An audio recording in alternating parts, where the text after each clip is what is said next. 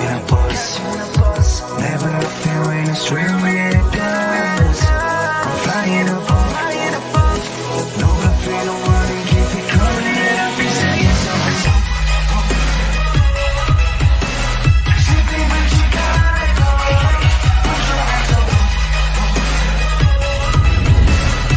Can you feel the rush? So let's go. Feel the rush, adrenaline running through us.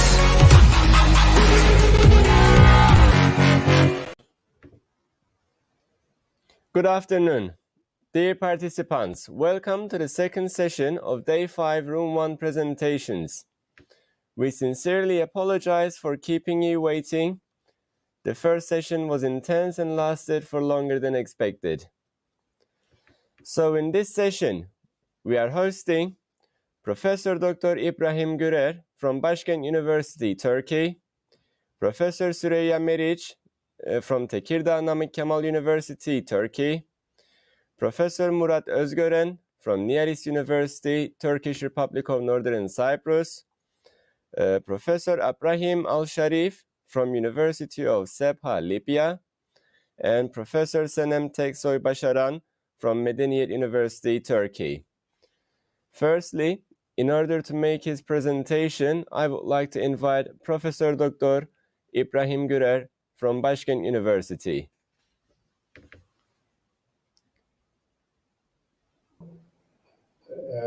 My name is IBRAHIM GURER and from Başkent University, and today I'll try to give you some information about the hydropower outlook of Turkey in 2021. As you know, electricity is an indicator of the modern life, and therefore the need of Turkish people for electricity is really growing very fast. Therefore, planning, design, and construction of new hydropower plants, or let's say power plants, and the energy transmission facilities continuing and as a still very fast. In Turkey, the main sources of energy is thermal, geothermal, not yet nuclear, solar, hydrogen, wind, and hydropower energies. Hydropower, being a renewable one, accounts about 19% of global generating capacity in 2020 figures, and then about 20% energy is produced from hydropower facilities in the world every year. Well, water energy originally from the water cycle, hydrologic cycle. Well, creeks, streams, and rivers formed on the Earth's surface, and under the action of gravity, flow starts, and then goes down from the spring, and then it goes down to the lake or river or other rivers or to the ocean. What we have to do is that on the way when it is flowing, we have to try to rise it, and then we can do it by building a dam or an elevator, and then have a certain amount of discharge for sure. Yes. So if we have discharge and if we have the drop, elevation, then we can produce electricity. That is a form of energy which is used for the modernity, let's say. But if you don't get the energy of this fast flowing water, you know what happens? Then it erodes its own riverbed and then forms eddies and then takes sediment, transport it down to the dams or in artificial lakes, and then there will be sediment problem. And then the real life of these impoundment structures will be shortened because of the dead load coming from the rivers, from the upstream of the rivers. Actually, by character, hydropower plants can operate more rapidly and economically. Therefore, if possible, we always try to use it to meet the peak demands of the society, and which may happen during the day or a week or in a season. Large hydropower plants actually store big volume of water, very high head, and then to meet the peak demands, it is possible. But the large hydropower plants can be used also base load plants or as base load plants when large fossil fuel and nuclear power plants are not present in the region to supply the base load. Now, we do not have nuclear power plants, so we use hydropower plants for the peak load demand. Well, the basic advantage of the hydropower plants are simple technology, high efficiency, long useful life if there is no sediment problem in the reservoir, and then no thermal pollution. And then it doesn't use water. The water comes in, and then we produce energy, electric, and then it goes out. However, we have to admit that there are some disadvantages. First of all, large hydropower plants has limited place to be built. And then the second one is there is always cavitation problems in hydromechanical infrastructure, and also water hammer problems in the pumps, pipes, and then also turbines, especially if you have to close it down very quickly. Instant closure creates water hammer problem. Of course, the initial cost is comparatively high, especially low head plants. Unfortunately, when you build a reservoir, a certain amount of arable lands may be inundated, may be under the water of the dam. And then you will realize that historical reliefs, and then you will realize that settlements, and then you have to find new places for those people for the resettlement, and then there may be reservoir and bank erosion in downstream areas. These are the disadvantages of the hydropower plants. In Turkey, the source of energy is for hydropower engineering are the mainly big rivers. And in 1929, the first hydropower plant has been built at Tarsus town near MERIÇ. And the upper picture is very interesting from history research journal. And then you can see the remainings of the Tarsus hydropower plant. Now I will give you some statistical data.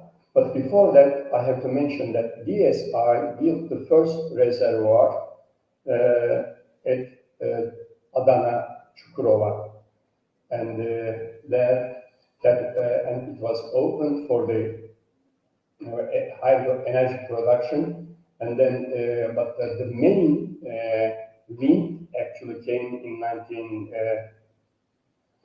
1960s. For example, here there are some information about the source of energy in 2006, and then at the end of it, and then at the beginning of 1917, and at the end in 2020. In the next slide, you will see there are some forecasts for 2023, 100 year of the Turkish pound. Now, Turkish electric production was 40%, about 34% from thermal plants. And then they were working with coal and imported coal. And then 32% from thermal plants with natural gas. And again, it is imported natural gas. And then about 25% from hydropower plants, about 6% from wind, 2% from geothermal plants, and about 2% from other sources. At the end of 2016, here is the installed capacity and energy produced. At the beginning, these figures for the sources has changed, and then in 1920 again they have changed, and then here technically and economically feasible total electric potential is 180 billion kilowatt hour per year, and then now about 160 billion cubic hour per year is developed and completed with 714 dams and artificial lakes and also run-on river type of plants. And then installed capacity is about 31.4 megawatt and 108 billion kilowatt hour per year is the energy. And then there are some expectations in 2020 and 40,000 megawatt installed capacity and 135 billion kilowatt hour per year is the energy which is planned to be produced. Well, in these figures, the important thing is use of non-renewable energy sources decreased about 17.5%, and then the economic growth, since the economic growth decreased in 2009, renewable energy share still increased, both globally and also in Turkey. And for energy look, the outlook of the energy actually is renewed by the state organizations as well as NGOs and like professional chambers, mechanical engineers chamber, electrical engineers chamber, and civil engineering chambers. Every year they renew the outlook. And most of the figures I give, I try to minimize them.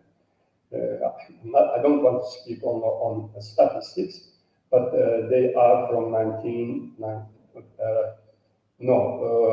2019 and 2020 outlooks prepared by these organizations.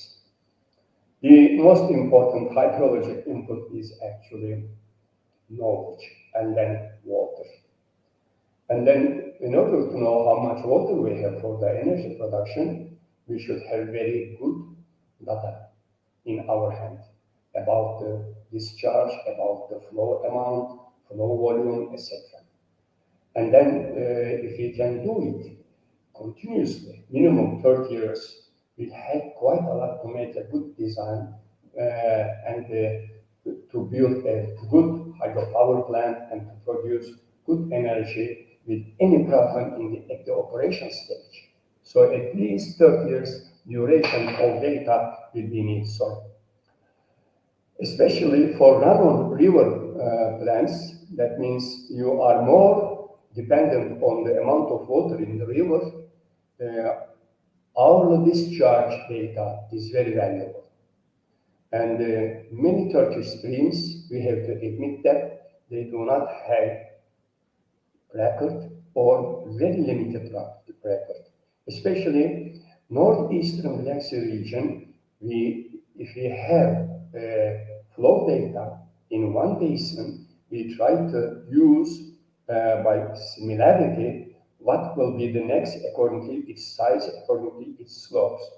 So we start to measure first water level.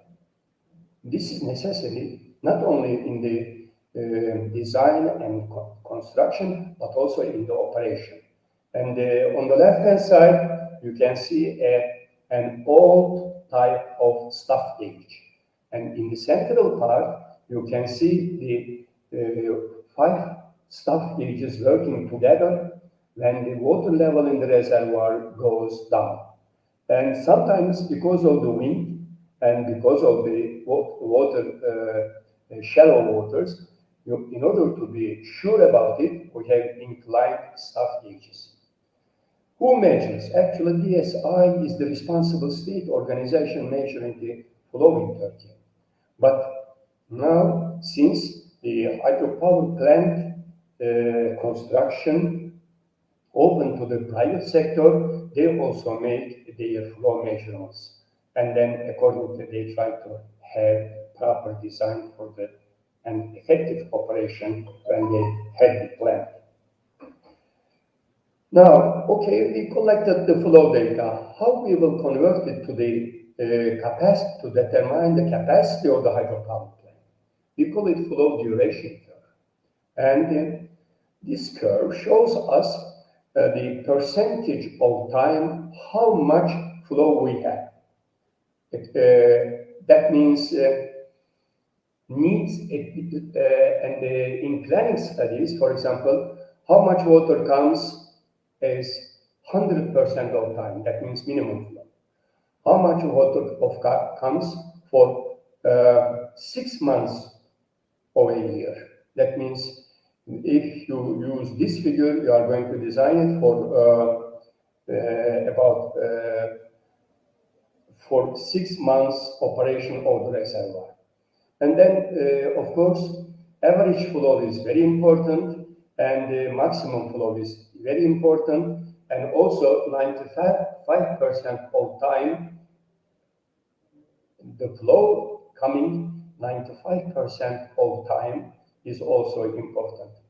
And when we prepare the flow duration curves, especially we have 30 years data, now it makes us quite happy.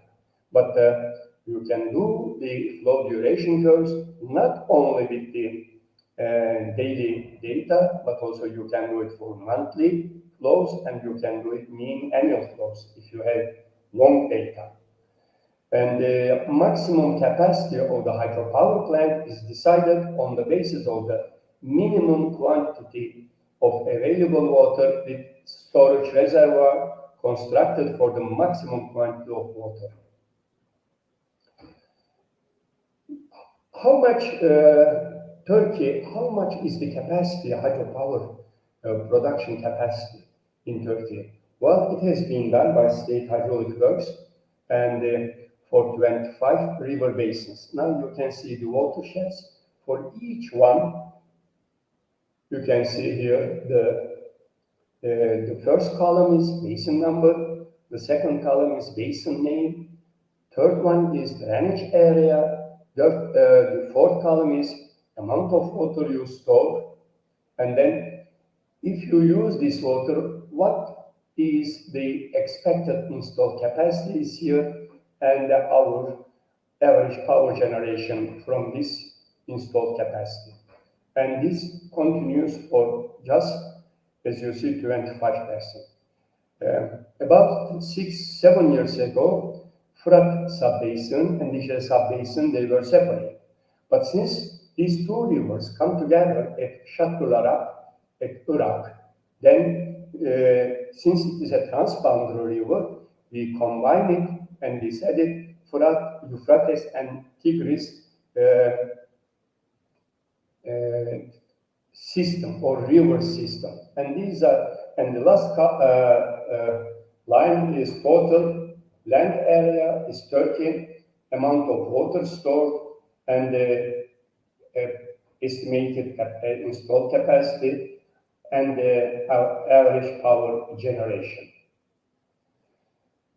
Of course, I do not want to go very much in details of the terminology, but now when you have a reservoir here in the second row, and then there will be a penstock, or water can flow in pressure, under pressure, and here is a turbine, and then when we turn the turbine above, there is generator, and when we produce the electricity, then it goes to the switch shaft. Here again, here is reservoir, here is penstocks, and then it goes down to the hydropower plant generating house, and there are 3 turbines, and then we produce the electricity and water comes out from tailwater. This is tailwater, and as you see, If it is possible, in the nearest distance, we try to put the sewage jar. So this discharge is rate of flow.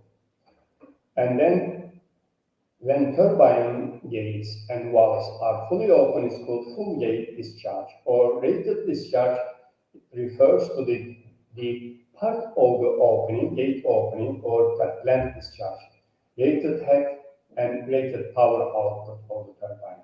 That means according to water amount in the reservoir, level of the water above the intake structure, this is the intake structure, then we may not need to use the full capacity of the turbines, and we can have them just what the generator needs, because generator and turbine should be in good relations to produce electricity without any loss, without cavitation problem, etc. So hydraulic head, gross head, tailwater elevation is here. Now gross head means the difference between the reservoir level and the tailwater.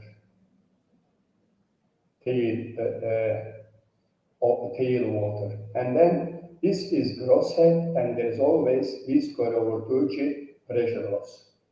And then net head is when the water goes intake structure, there will be some losses here. And then trash rack and others to keep the unwanted material outside. And then pan stock where it is pressurized flow. And then gates here, opening and closing gates. And then there will be turbines, and then we will. So all the loss from here to here, as you see here, and it comes down here. So gross head minus losses, local losses, and also frictional losses minus, then we will get the head, net head. When typical installation of hydropower plants, gross head, net head, total head, velocity heads, you will hear them many times. And in the right-hand side, there is a picture. And this is run-on river picture or run-off river picture. Then water comes from another basin or nearby basin with a mild slope, and then water goes into the pressure tunnel, let's say, and then when it makes a turn like this, sharp turn, then it comes to the pressurized pipe, and then to the central, or let's say plant house. And then because of this system, when you close the gates, let's say you want to repair a turbine, etc., then what will happen? There will be a celerity wave back, and then this power, this is stabilizing that extra celerity wave pressure. So here are some extra information about the terms. And again, gross head minus losses, and then net head. This is called penstock, this is generator, this is turbine, this is called rough tube, and this is tailwater elevation. Effective head is the head at which the turbine is designed for the best speed and efficiency. When you want to buy a turbine, you have to know two things very clearly. What will be the variation of the net head, and what will be the amount of water, how much you will use. Accordingly, it will be designed, and the best way or the most efficient way to use it is the design discharge head. And then normally the rated net head or effective head is the guarantee of the manufacturer. He says that, well, this is the effective head. If you operate your turbines at effective head, and then the output will be optimal. Now, if there is a reservoir, as you see, from A to C, is the how do you say, the bottom, and at the beginning it's very clean, but that by time when the water comes from the river to the reservoir, here the velocity will drop, and then when the velocity drops, then sedimentation will start, and in the economic life, this part will be almost filled. No, this part will be almost filled with the sediment growth, and then the active volume of the reservoir will decrease. In case of runoff river type, it's not very difficult job. You see here, ingeniously, this is homemade runoff river type power plant. This is where the water comes. Here is penstock, and then this is the turbine house. And it is enough for 56 families during the summertime. In wintertime, people go down to the seaside. All right, a typical example of the diversion of the water for the turbine. And here is the water, which is still water, and then it goes into the powerhouse. Schematically, it looks like this. For example, Jiangsu has at Artvin is just, this is the river flowing.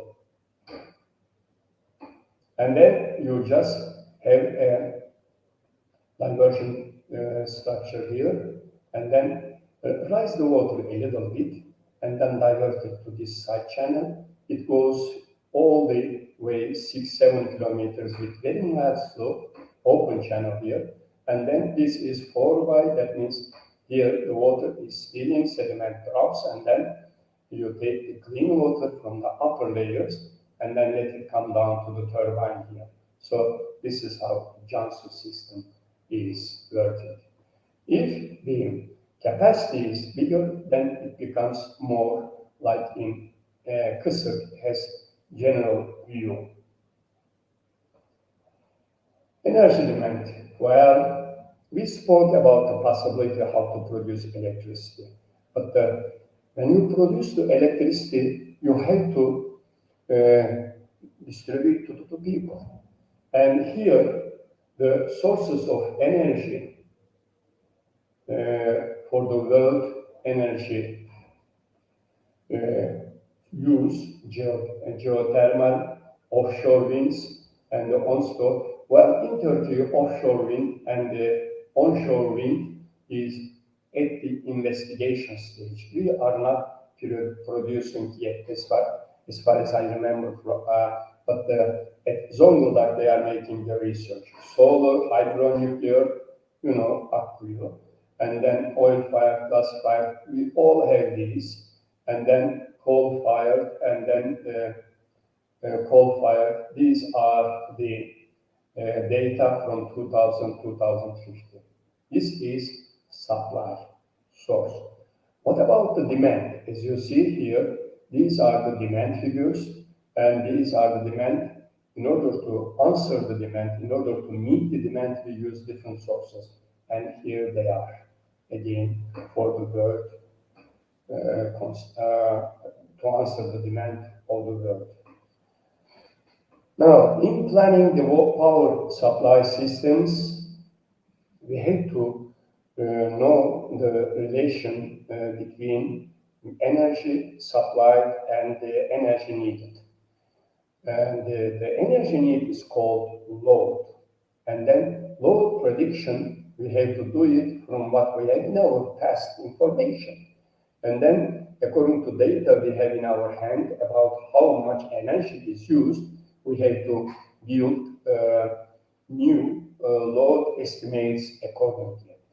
But we have to admit that because of the economic reason, and people are just migrating. In Turkey, we face it very often, and then the big cities become bigger and bigger, and then some eastern towns and cities, they lose people. Therefore, the use of energy has to move, produce more in east and then use more in west. And we know that energy during the daytime changes. Why? Because usually when people comes home at 6, 7 o'clock and the dark descends, then you realize that our energy need, load factor becomes bigger. And then the same thing may be in winter and then in summer, and the changes according to the central heating or according to the how do you say, air condition and other things. Therefore, when we have to make the design, we have to know how much the peak demand will be, etc. Load factor is the ratio of the average load to the peak load. And then the area below the load factor represents the number of kilowatt hours energy required during that time. So we have to make correct load prediction. By the way, these two pictures on the right hand side is above picture is 1967 and then below picture is 1995, and this is the powerhouse, and these are what we call surge tank, dinlendirme havuzu. And then in case of load prediction, there are two techniques. Like Oymapınar Dam, and we can have single system. That means all the energy produced by Oymapınar Dam is used by the Seydişehir aluminum complex system. So you know when the maximum energy is needed, you know the change in the energy load pattern, that no problem. The same situation may happen at Bozcaada because it is an isolated location from the interconnected system of the Anatolia. If you try to bring energy, it will be more expensive because loss on the way and transmission lines will be higher. So the production would be so that the load, that means demand, is always to be supplied, otherwise the aluminum complex will stop. Therefore, load prediction is easily done by using the statistical data in hand. Let's come to the interconnected system or interconnected systems. Here are the sources: wave energy, thermal energy, nuclear energy, hydro energy, and then here solar energy, wind energy. These all are sources. All the produced energy,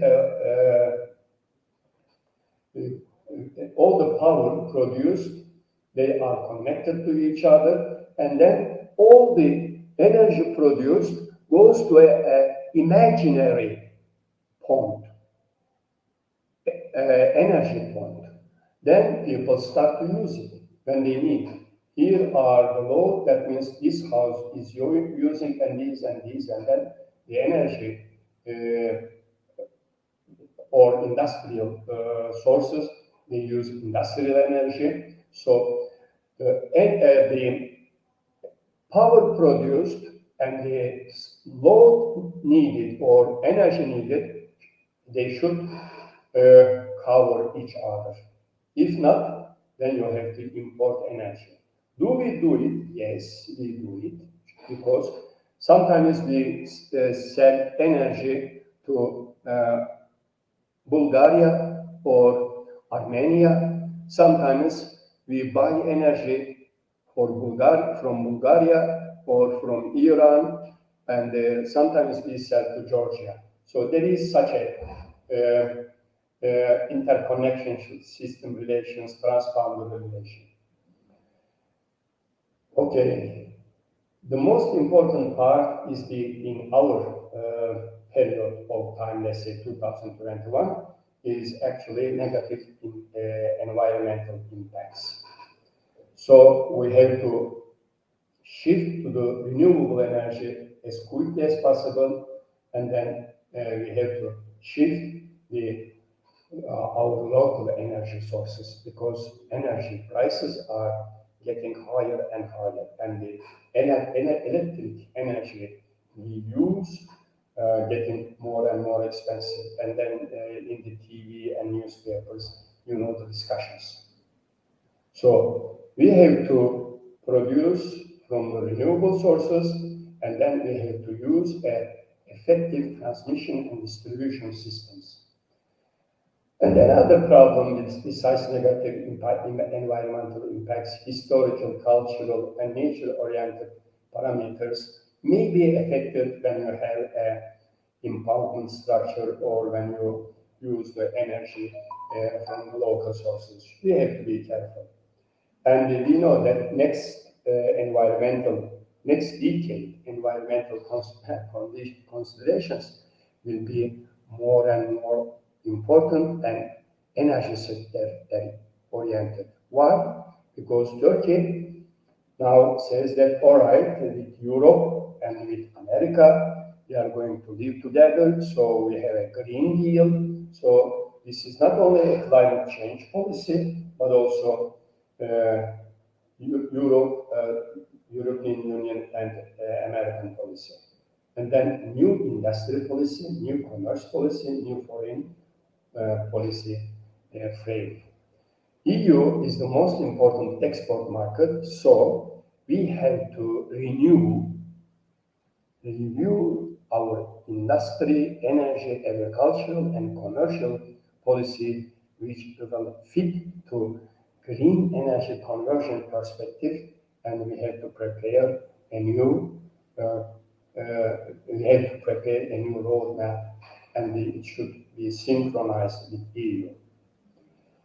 Turkish energy policy has some changes during the period of 1916 to 2016 to 2021. Now, first, we made an energy policy market reform and energy security oriented. But unfortunately, we import high-cost energy input. Therefore, our investment in energy sector is becoming more and more expensive. And since we are depending on outside sources, it brings some difficulties in the continuation of this policy. So we have prioritized security energy supply as the central element, and then push domestic oil and gas exploration. You know, from the newspapers, we always read some good hope news from the newspapers and then from the television. And then we have to diversify oil and gas supply sources. That means we have to find new oil and new gas supply sources. And of course, build the infrastructure as quickly as possible because it will be more and more costly. And then we have to use the energy efficiency. We have a general directorate in Ankara on energy efficiency increase. And then so we can secure the energy production and then liberalize the energy market. Therefore, private sector is in the picture. And then renewable energy generation, okay, during the last 10 years, really increased 3 times.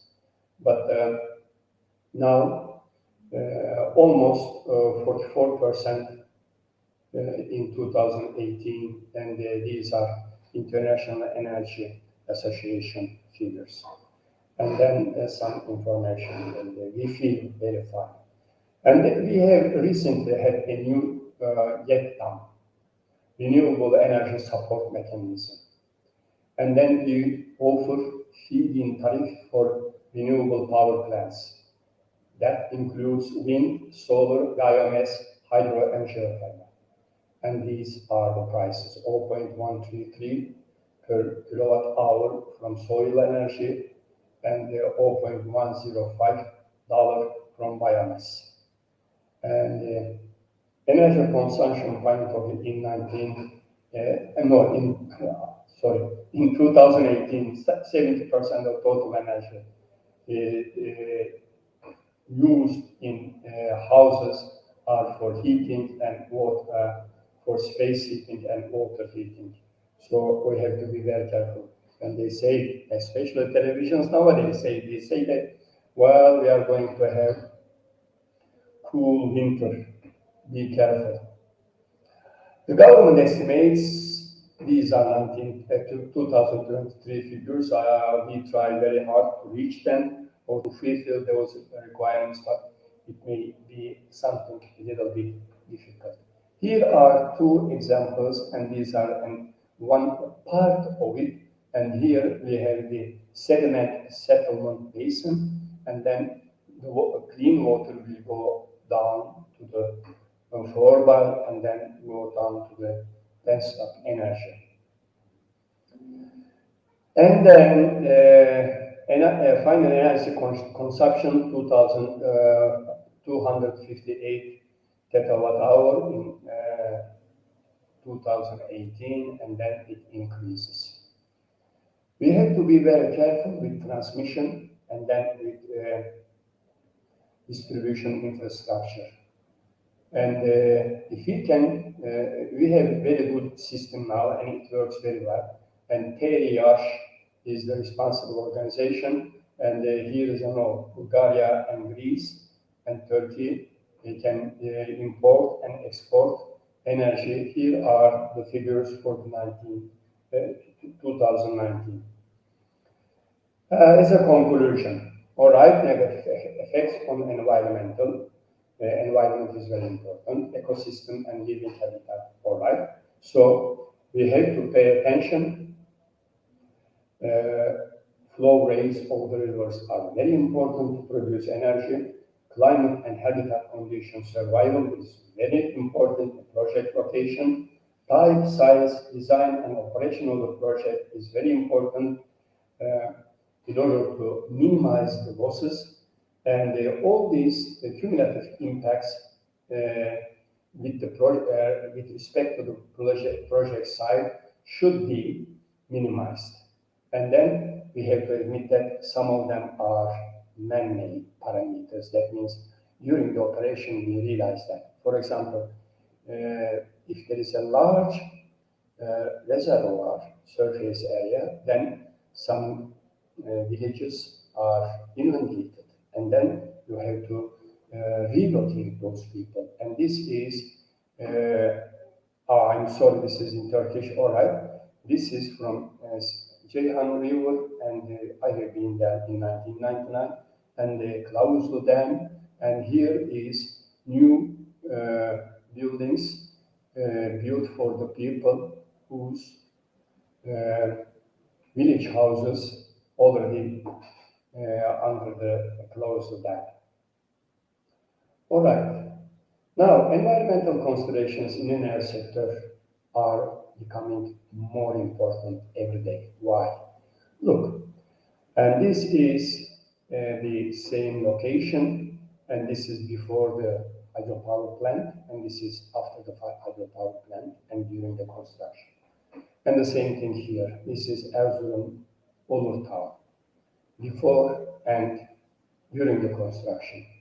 And this is Melet River of Ordu, and before the HES hydropower plant and after the HES.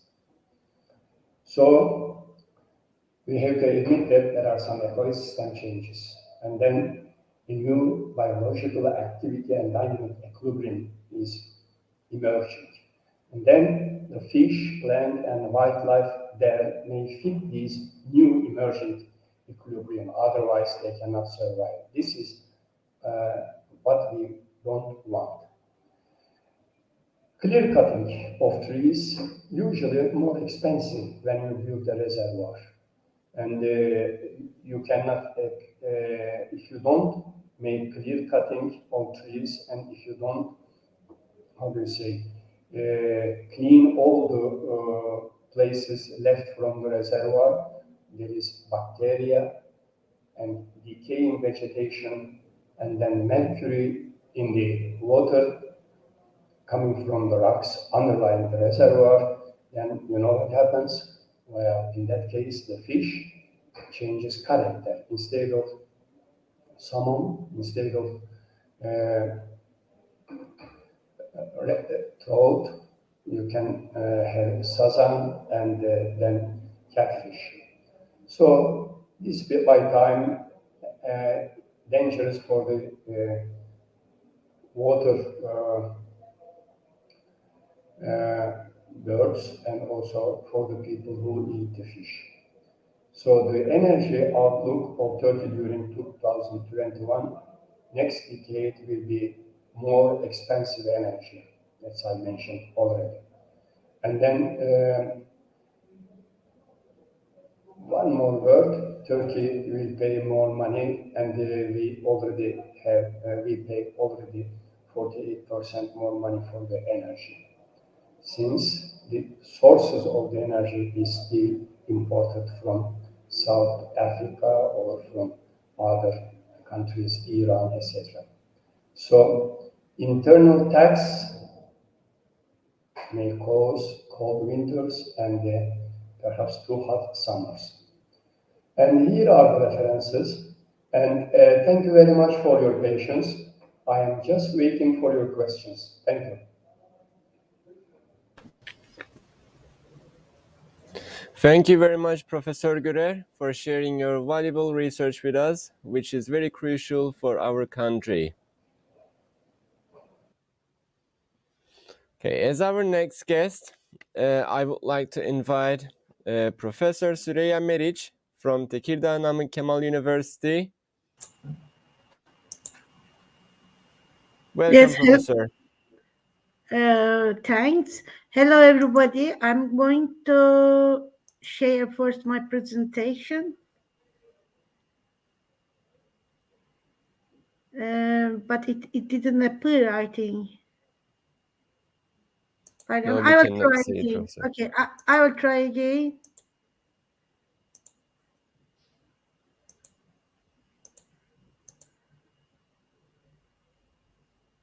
It appears now? Yes, we can see your screen, Professor. Okay, And if I you need can it just full make it full screen. screen. And also full screen is okay? We don't see it full screen.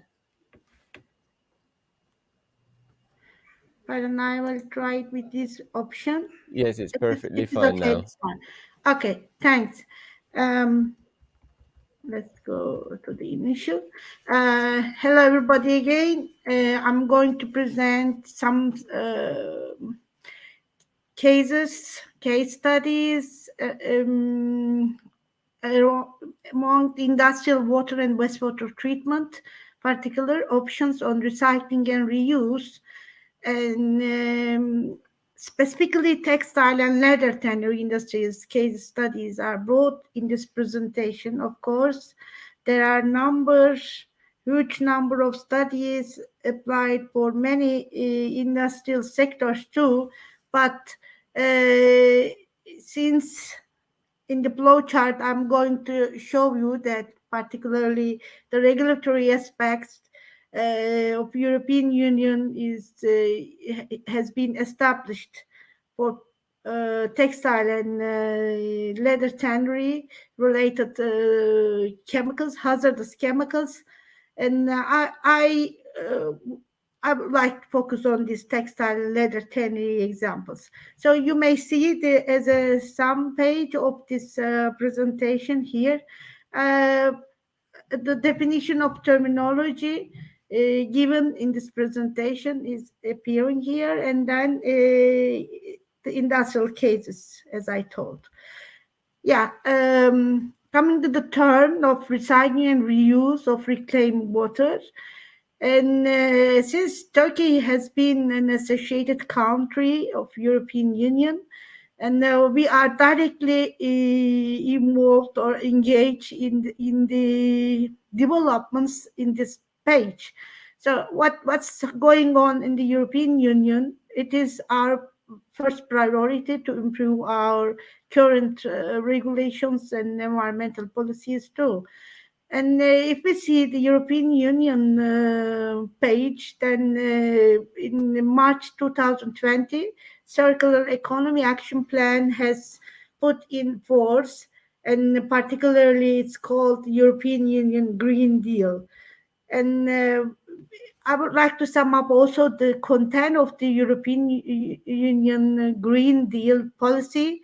You may see here, of course, in a short time to summarize all these packages is a bit detailed. Instead, I'm going to talk only through the zero pollution action plan for air and water and soil pollution, which is our main consideration. But of course, zero pollution means that also the chemical strategy for sustainability.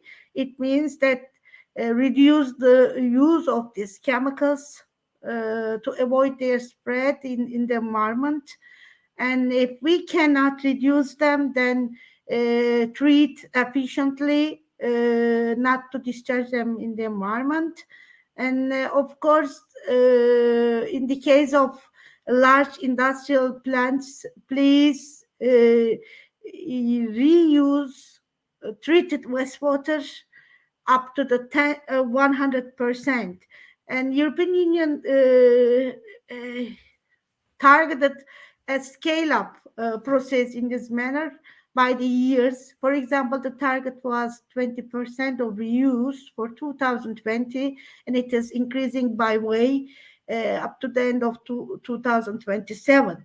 And in parallel to these options, Turkey recently has established also green policy development action, as explained by the government on the TVs and by publication, social media, and now just after that also the government put the signatures on the Paris Agreement on climate change. So we are directly related to this towards zero pollution action indeed. And now the policy action is going to reflect it to voters use, consumption minimization, or what in a way water and wastewater strategy is going to be revised in a way, and particularly for the hot spot regions that are already established water management strategies, like in our area, in Ergene River area, due to the recent miscellaneous problem occurred in last summer in the Sea of Marmara. Of course, we had to see what's going on, what's coming on from this area too. So as governmental explanation, at the first stage, there was again an in development, a scale-up development, case by case and hand by hand.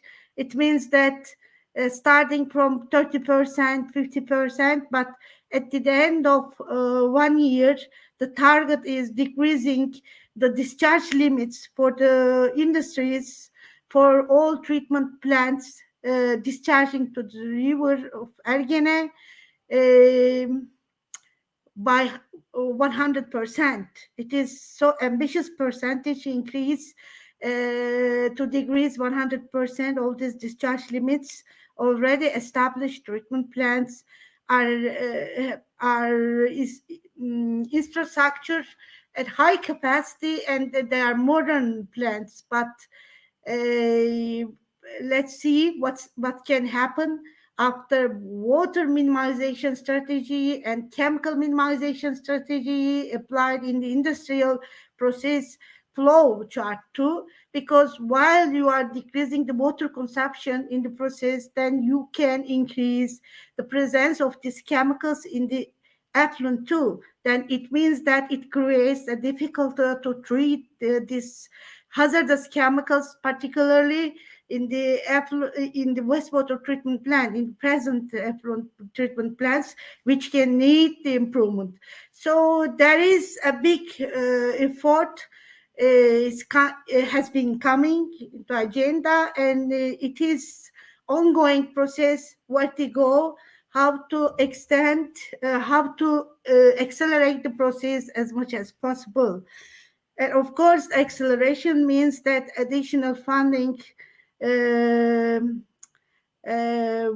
funding agencies, or at least governmental support, what is looked by the industry, and we are also inquired to collaborate with them as much as possible, or at the earliest possible, to search the sources and to solve their problems, particularly for absorbable organic xenobiotics too, or zero discharge of hazardous chemicals action. How to solve the presence of these hazardous chemicals in their effluents, in this speed up process without additional fundings. It is a main concern of the industry. Of course, the concern of university is to support the knowledge and the technological development industry as much as possible. And we are in collaboration. And as I told, then the European Union Green Deal philosophy is forcing the producers and applying industrial processes of these chemicals for reuse. But during zero discharge limiting establishment, then you are also forced to decrease the water consumption. It means that to prevent the depletion of particularly vulnerable groundwater, what is also the priority of our area, because almost 100% of water, industrial processed water, is supplied from groundwater in our area, but it's almost consumed. So recycling and reuse is the hot issue, maybe to accelerate more than the target years, before accepting the target years established by the government, I mean. So due to the climate change, every year, of course, we are also following the rain precipitation in the area. Just the last year, we lost 100 millimeter of precipitation a year. So we don't know the right estimation for the next year and for the further years. But who knows that next year maybe we will have twice or doubled or 3 times more precipitation. So estimation of these kinds of industrial areas particularly should be precise by the governmental management procedures, what is indeed governed by the Minister of Environment, Urbanization, and now the third content is included in this ministerial aspect due to the climate change agreement with the world after Paris Agreement signature.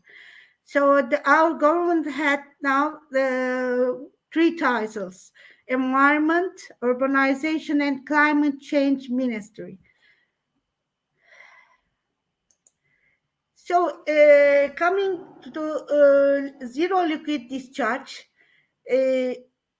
I just want to control that I am still connected, because sometimes internet is interrupted here. Do you hear me? Okay, so we only on registration, so on video registration, at least it can be replaced there. Okay, if we revise the zero liquid discharge scheme, we can see that among many advanced processes, particularly membrane processes, namely reverse osmosis, electrodialysis, forward osmosis, or membrane distillation processes, have been used in the center of this orientation of recycling and reuse.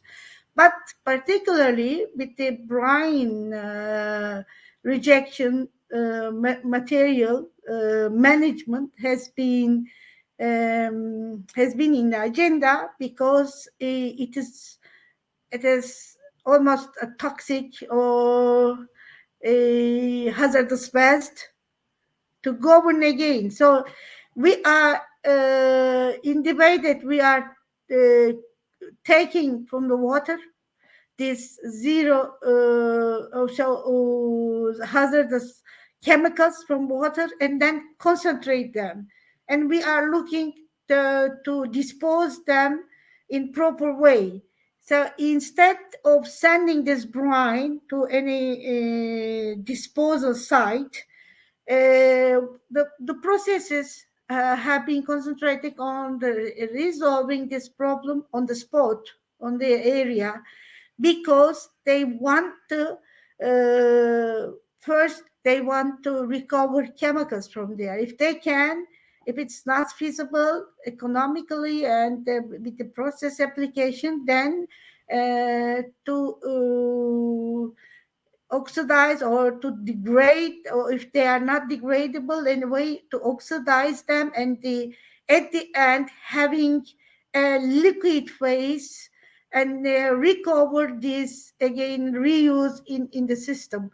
So if you have 100% of effluent to recycle and you can manage only 80% of permeate, but you are losing it as 20% as brine, then it is an important income for the aspect of zero discharge liquid. So as much as possible to recover brine in clean phase and recover this water again and to the process is appreciable, and therefore advanced oxidation processes or adsorption processes using granular activated carbons, and most of research has been also focusing on nanoparticles, particularly nanoparticles, or in a way nanotechnology improved adsorption processes integrated to these membrane processes, just to recover also the brine part and recover more chemicals and water to be used in the process. So we go ahead. I told already that the European Union also has this zero liquid discharge aim, and including the zero discharge of hazardous chemicals program in it. Particular focus on appeal means that textile industry and footwear, particularly in leather tannery, most of chemicals are included in this action are dealing with footwear. But the other leather tannery products also are related to the regulated list. And this action established two lists as priority. Most of them are from azodis, for example, and some other chemicals too used in the process. So this action takes a holistic approach to sustainable chemical management and enables tangible process in wider industry by a number of reference guidance and practical tools, capacity building and innovation projects. Of course, many projects also have came to agenda after these actions, and as the outcome of those projects, or many scientific research activities like theses or only paperworks have been dealing with membranes and their integration with advanced oxidation processes and adsorption process too. So that is an example, just comparing of it is a bit older study, just focused on and run in our area, I took this study as an example from Turkey. Just it's represent an example for a large factory in process in our area. So there was initially a sand filter, and then the next example will show you microfiltration instead of sand filter in this case. And then the water is, but the biologically treated wastewater is passing through sand filters for suspended solids removal. After that process, the water is divided in two options: directly through flowing through ultrafiltration and passing through granular activated carbon, then in the harmonization tank, and again two options are reverse osmosis and nano filtration, and their permits were characterized as treatment options to be compared in the second page. I am going to show them. Just here also the characteristics of the membranes used in the study are shown here for ultrafiltration, nanofiltration, and reverse osmosis. They were highly qualified, present in that time scale in Turkey. And if we compare the characteristic, how they have changed after the treatment options, you may see that soluble COD decreased significantly, almost to first quality water, like surface water quality. After reverse osmosis, you may see as 10 milligram per liter. But filtration was also sufficient to assure a high quality of water. And if we compare these standards with the international textile reuse standards, ultrafiltration and granular filtration effluents also provided an effluent acceptable, particularly for the zero discharge of hazardous chemicals characteristics. It is seen as 65 milligram liter per. But by means of brine, of course, brine formation, you may see the softened nanofiltration brine had also a low color presence. Indeed, already it is 0.05.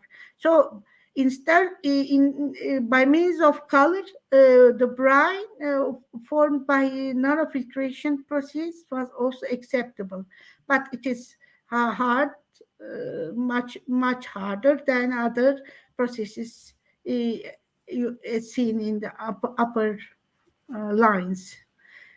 So only by means of COD and color and total hardness, which is very interactive, an interrelated parameter with the quality of textile. Actually, for the reuse standards established in textile industry, we don't see any significant table in front of us. There are many studies, numerous, we can say also they are almost numerous with different options, but we don't have a definite table. We almost compare with the British standards for textile industry.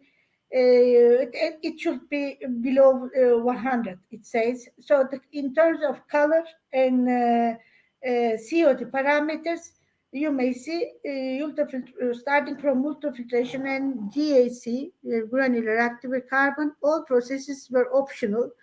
So depending on the process in the industry where you are going to use this water, you will choose one option of them. If it is a sensible line to be used in the process, then according, of course, the textile quality experimental results, then you can choose the right option for treatment. Other treatment option also it's more modernized. Actually, instead of sand filtration, it uses microfiltration, which is more cost, is higher cost, but of course higher quality it provides. At the end, you may see permeate of microfiltration. It's supplied, then it goes through nanofiltration, and the concentrate of nanofiltration and permeate of nanofiltration were characterized, and I will show in the below tables then. But as the solving the problem of nanofiltration permeate, photophantom processes was attempted as advanced oxidation process. So we will see also the inclusion of photophantom process by means of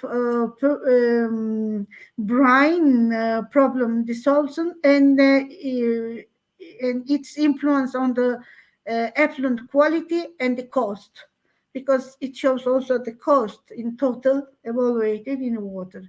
So you may see on this table from the same study, these are raw effluent quality values, varying for COD, it is high, almost over 1,700 milligram per liter. But after microfiltration, it is almost decreased to 0.5 fold. And then passing through nanofiltration, the permeate had a value of COD below 50 milligram liter, namely for 47 milligram per liter, which is low and acceptable compared to recycled effluent quality, as you see on the table. And but it's effluent, of course, it's the brine coming from nanofiltration, collected almost all this decreased quantity of chemicals in, and then its COD increased to 5,000, over 5,000. So how to decrease the COD of this brine and reuse also this concentrated water in the process, then it means that it will increase the cost as much as higher. And you will see below as a summary of the flow of macrofiltration followed by nanofiltration treatment, a total cost of 0.24 dollars per cubic meters of wastewater, of produced water in a way, and by the rejection ratio is almost zero, but it may seem a bit higher, but anyway, by the recovery of the brine, by applying photophantom process, the cost you may see increase from 0.24 to 0.52 approximately per cubic meter of water treated, but it means that you have been solving all this brine problem there. So it is also a governmental issue, and to establish that to solve the brine problem on the processes and oblige the industrial plant to recover all water they are consuming at 100%. It is not possible. If you establish a central plant to proceed this brine recovery process, then plenty of industries have to send or have to dispose their brines to that central treatment plants. At the end, it will have also the transportation cost, and what is very, very costly for Turkey in the conditions that the cost of transportation has increased enormously. So it seems by the integration of these membrane processes with advanced oxidation processes is coming to agenda as a fact that solving the problem on the site would be more acceptable solution. As my opinion, but of course it is an open question to discuss with all scientists, at least participating to this meeting. As other option, or in the case, industrial sector is leather tannery. You may see there were also many studies. I can go below before this slide just to show this. Leather tannery is much complicated than textile industry, since there are multi-phases in the process, but in the process also by the United Nations development targets, particularly using for sustainability, using more environmental friendly chemicals in the process, brought in the agenda of using vegetable tannins in the process, or replacements of many chemicals with their more biodegradable alternatives. So there are also perhaps a scaled up products have been processed in the industries or in the chemical producer companies are already selling this technology, this product to the world for leather tannery. They are called innovative or leather tanneries, namely. So before coming to the innovative leather tannery, just in the sector, it is still applied at more than 50% of conventional leather tanning process in the world. But are they not applying European Union regulations in their countries?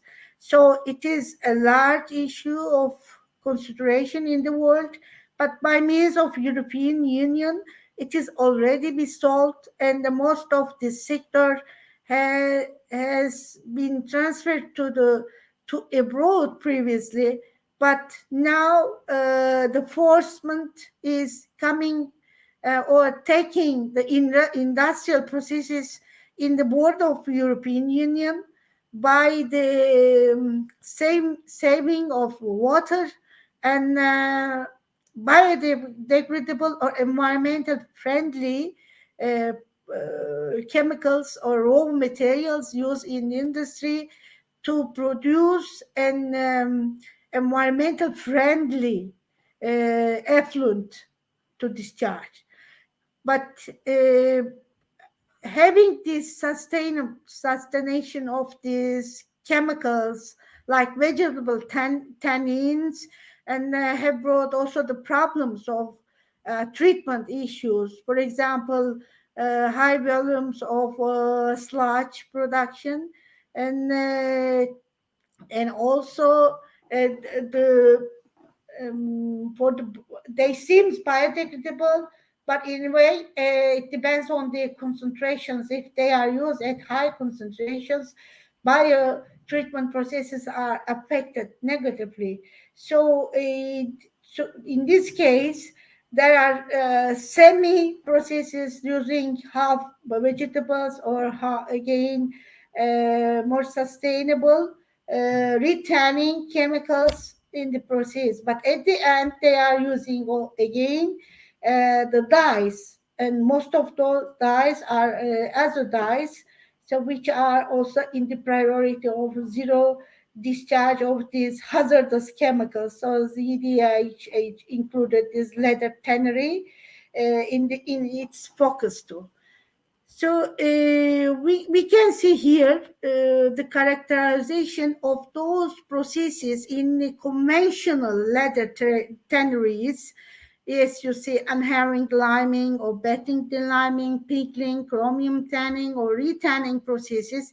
And you see that this is a strong waste in all processes. They are varying values, but anyway, at the end, there is a mixture of all these processes, if they are all included in these industries, a strength wastewater, around 6,000 of COD, 6,000 milligram liter of COD. This table shows, you see a combination of different studies run in different countries, including Turkey or Italy or India, for example. So you can see that it is a strength wastewater. In the case of replacement of organic chemicals in the process, that an improvement is expected by means of the decrease of these pollutants in the wastewater. It is expected, but I'm going to also to see for the first time with the PhD studies of my students, because we are not allowed to see their characterization studies. Now we are allowed to produce leather using their chemicals, and now measuring the or defining these characteristic values, we will see the first act. I targeted to bring here, but we don't have them yet in hand.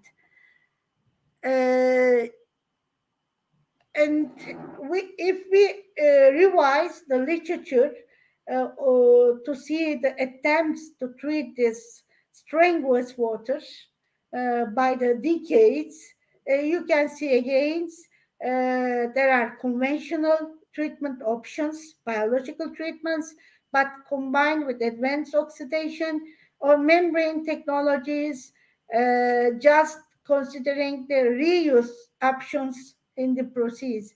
But I don't want to stop, but I think I have the time limit at the end, just 5 minutes more. There are still no recent studies run on innovative leather production, how they went down or upper with the characteristic values, and after this membrane technologies, how they have been changed. So this is a gap in the recent literature. After evaluating our target, also again going through this inclusion of this as advanced oxidation processes, main electrocoagulation first, and then membrane, and then to solve the problems and oxidation process, and to recycle all wastewater at the highest value. I cannot assure 100%, but we will see. And anyway, after revising also those studies applied on leather tannery with different options, you can see here treatment schedule column is showing here the combination, particularly of advanced oxidation processes at bench or pilot plant scales. You see, we did not have also full scale application results for this cost evaluations, but you can see the costs are varying in a large scale. So we can conclude this way. There is no one option to say that this combination of biological treatment with advanced oxidations or membranes just to solve the problem in an economic way. We have to evaluate different options as shown in the previous example cases. And after that, having the effluent in front of us for the reuse quality particularly, or chemicals regained or saved from the water, then we can see that this process is proper one. This is the optimized one. But for the moment, there is no optimum as established in the previous integrated pollution prevention control strategy of European Union, but now it is included in the industrial emissions regulation, the recent one of European Union. It is under that cluster now, that IPPC approach. So in that approach, for the latter TANNERY, there is no any improvement, or how to say, a revision depending on the innovative technologies. They are still, as they were, developed for the conventional processes in latter TANNERY. So the process, I guess, is in progressive way, but we wanted to see in our PhD study also how we can contribute in this area, in the scientific and technological phase.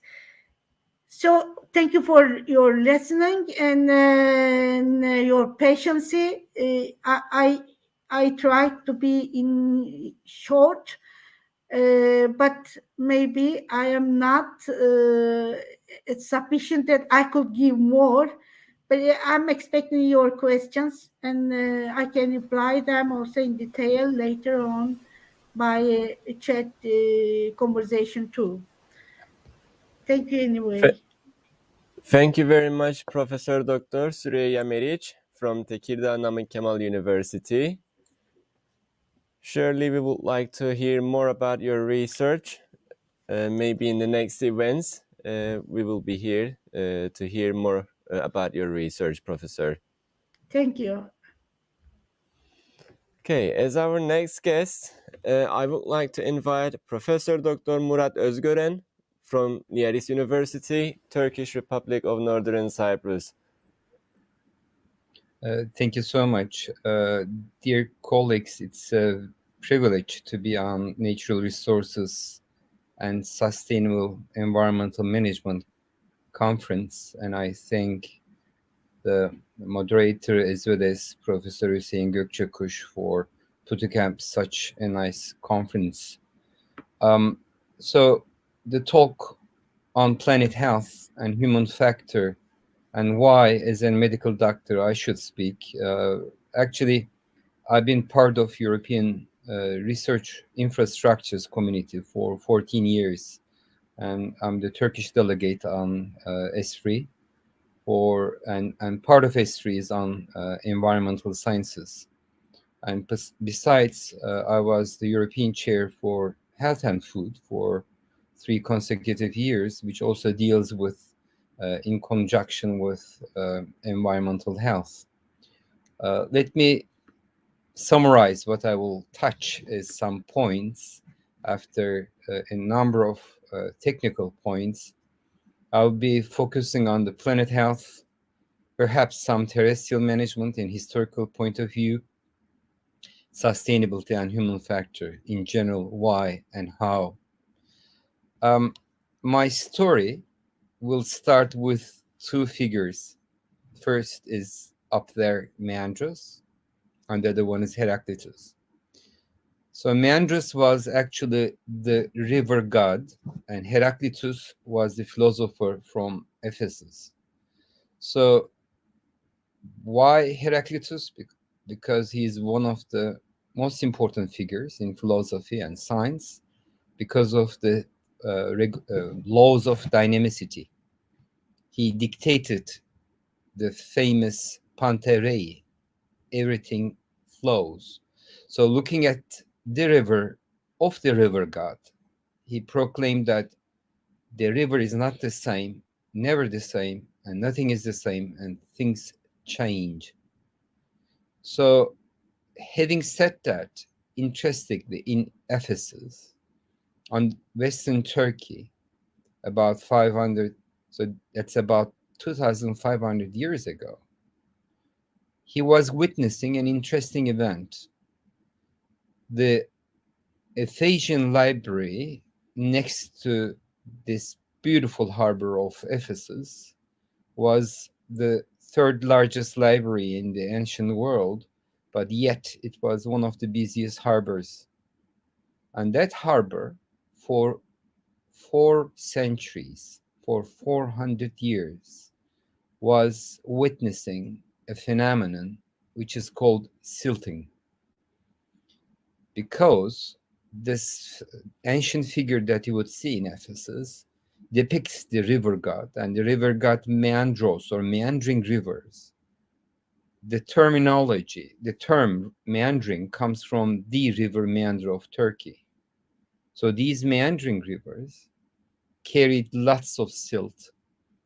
So they eventually changed, as depicted by Heraclitus, in such a way that here we see in this map, famous Ephesian harbor shortly became inland.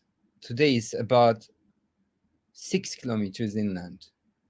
So they did their best to keep up the harbor. There are some decrees on stone writing at the Ephesian harbor, which is in the museum in Selçuk. So whatever they did their best. But finally, the nature won. So not only in Ephesus, but probably the New York of the time, Miletus harbor, south of Ephesus, witnessed the same thing.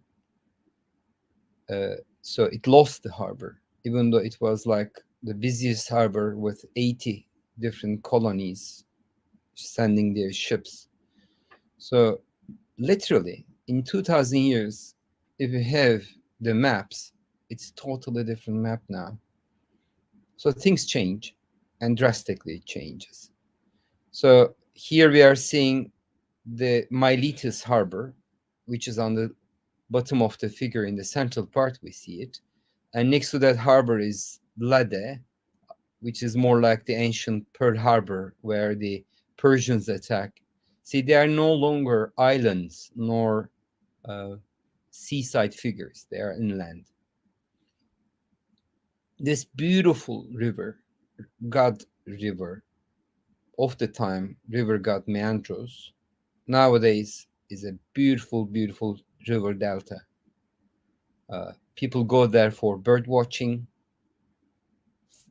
following the steps for the beautiful flowers, and so many other animals are living in an animal refuge. So the humans are gone. Again, New York of the time is gone, but now the nature is happily back again. So Heraclitus was right. Things change, and river god won the battle against Heraclitus people, and now nature is there. But not necessarily always it was the case, as depicted by Jared Diamond in a series of books and studies. Around 1600s in Eastern Ireland, humans were busy building large-scale statues. They are still pieces of art. There was a big civilization, and while building these enormous structures and palaces and such, they were heavily consuming the trees. So all of a sudden, there was a point of there was only one single tree remaining on this beautiful, once fertile island. So Diamond asks very righteously, why and how on earth people cut this lost tree? What was on their mind? Why did they not just leave that tree, but cut the very last tree, never to have trees for their generation and generations after to see on the island? What was driving them to that level of mistake, disaster? Are our ancestors always like that? Probably no. Most of the hunters and gatherers pay attention to their environment much better than us. Probably, as with Homo sapiens of Hariri's book depicts, after the agricultural revolution, actually, we do have more of this problem of changing the environment so that we can profit more. So this paradox I want to touch a bit is an interesting paradox. Let me just remind you that I was in Ankara Fen Lisesi, a science school in Ankara on a mountaintop in 1980s, and I was witnessing the great fog. This was smoke. It was terrible. It almost had a distinct taste. It was hurting your eyes. This terrible smoke you needed to walk through, and people were coughing. And 1982 was that. London, it was 1952. There was this heavy smoke. In those cases, we managed nicely, actually. So there are cases where we could, and there are cases that we cannot. Another example is Chernobyl. In this disaster, in this disastrous moment where the engineering, almost perfect level of engineering with series of chain of commands, and actually we have to study that on the psychological point of view. By the way, I'm the head of neuroscience study group and the department here in nearest university, so I'm trying to depict also the brain on that, the human mind. Looks like that for the fear of chain of command, not reporting the mistakes in the hierarchical chain, people failed to see what was inevitable, and yet this terrible disaster happened. It was so big and terrible in magnitude that we thought for a couple of thousand years there would be no life in and around Chernobyl. Interestingly, today there is a happy forest in and around Chernobyl. And this happy forest, life is back again. There are trees in the middle of old school buildings, factories, and so on. So we are learning that nature is stronger than we are. In a interesting fashion, the nature places humans out, nature in type of a paradox. Whenever we are out of this game, nature revives, and even that radioactively hazardous environment, to our surprise, nature is fast restoring. But yet again, did we learn from the atomic bomb? This is the famous shadow of human ash that resembles us, that granite is strong, so humans disappear. Perhaps only our carbon footprint remains. Is a terrible paradox. Let me point to an interesting phenomenon in psychology. This is known as water dam paradox. So in this scenario, there is a water dam or a reservoir next door to a city. In this dwelling, this water dam is about to collapse, and people inform that. So there are houses, and people are being asked the question, are you afraid of the reservoir collapsing? So you could die, you could lose your land and house and everything. When they are asked this question, what you expect is, with the distance, the further the distance, there will be less of anxiety. So we would expect the further location, like house H, residents would have less anxiety than house D, and the maximum anxiety would be house A. But with the surprise to scientists, this is what we expect, right? So the maximum anxiety would be at house A because they're living just next to this danger that the reservoir will collapse. To the surprise of the scientists, the nearest houses, the residents of the nearest house, is not afraid nor anxious about the water reservoir. So there is a paradox. There is a neglect.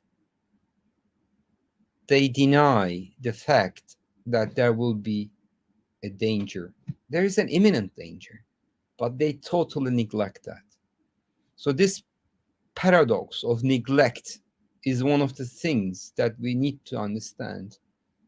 Humans with the maximum anxiety in reality deny it. So probably this is a reason why we should change the way we study these with the imminent danger, including everyone on planet Earth. The climate talks are now going fast. So this refusal, this extreme refusal, neglect, denial needs to be worked out. We are seeing younger kids like Greta speaking out loud. There is even a plan to build an international court for climate crime. So maybe Trump would go to this court in some years, because it's being talked today in the last day of the climate talks. United States is the biggest contributor to this world pollution. So there needs to be somebody from the next generation putting people on court, they say. And this is an interesting thing. Perhaps in Lahey, we may see an international court on that. But why and how could also be found in something else. The politicians use this, a bag of food, coal, wood, whatever, to give away, so that people, instead of waiting for long-term profit, would just act on short terms. So the humans they love this gambling thing, and perhaps a lot of gambling strategies around that. So the immediate reward is better than a bigger award waiting for you in the longer run. So you don't want to wait for 10 years. A political term is 4 years. Why would you spend some effort or something on a 40-year goal rather than things that are in 4 years that you could do something simpler? So I think this is the idea why we could not succeed in 1600 in Easter Island. This needs to be studied carefully. Short-term versus long-term goals and how you can put up with. This is the exact danger we are facing with today. So when you study human factor and human errors in natural disasters, which are so many, they are coming out of simply mistakes. But why would you have those mistakes? There are some of them knowledge-based. Like, for instance, British Petrol has some of the best engineers in the world. So why on earth in Gulf of Mexico they had one of the biggest disasters? Because they're running after this ambitious goal of a short-term profit rather than the bigger risk of the long term. This is again and again the history. So we need to work perfectly and concisely and systematically on the human errors, human factor, and how we need to build up mechanisms to prevent further problems. Perhaps we need to work from day one with our colleagues in environmental engineering to teach them psychology, brain science, human behavior. Perhaps we need to interweave them together from day one as a preliminary. Otherwise, perhaps we are going fast in a very wrong direction, especially in space engineering. There is safety engineering. So things are checked again and again. You learn the best from an airplane accident. So perhaps we should do the same thing. We need to learn from our mistakes in such a way that there should be a mechanism not to repeat it again. So perhaps this is the way forward. Let me tell you, my field of medicine, I needed to work with a lot of infrastructures. Biosecurity Lab 4, there is COVID infection. We are still discussing, did it leak from a lab? It's possible. The problem is that it's so possible in Wuhan or somewhere else. Because you know what? Working in a laboratory with these astronomer costumes, with a pipe providing you some air, sucking up your carbon dioxide, it's almost extremely hot inside. You're sweating. You cannot easily move. You cannot make mistakes. And after some minutes, you start feeling catastrophic. So many accidents are happening in those extreme lab conditions. It's even being told out that in England, for instance, during a flood, the lab flooded, causing mad cow disease to get widespread into the region. So the human factor has to be studied in order not to make these mistakes of conditions. In this part of the talk, I would like to, with your permission, go into 2050's targets.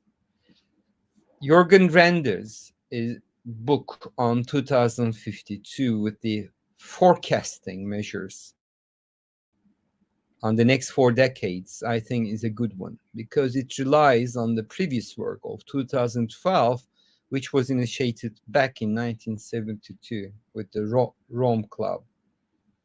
The predictions were so accurate that people were marveled.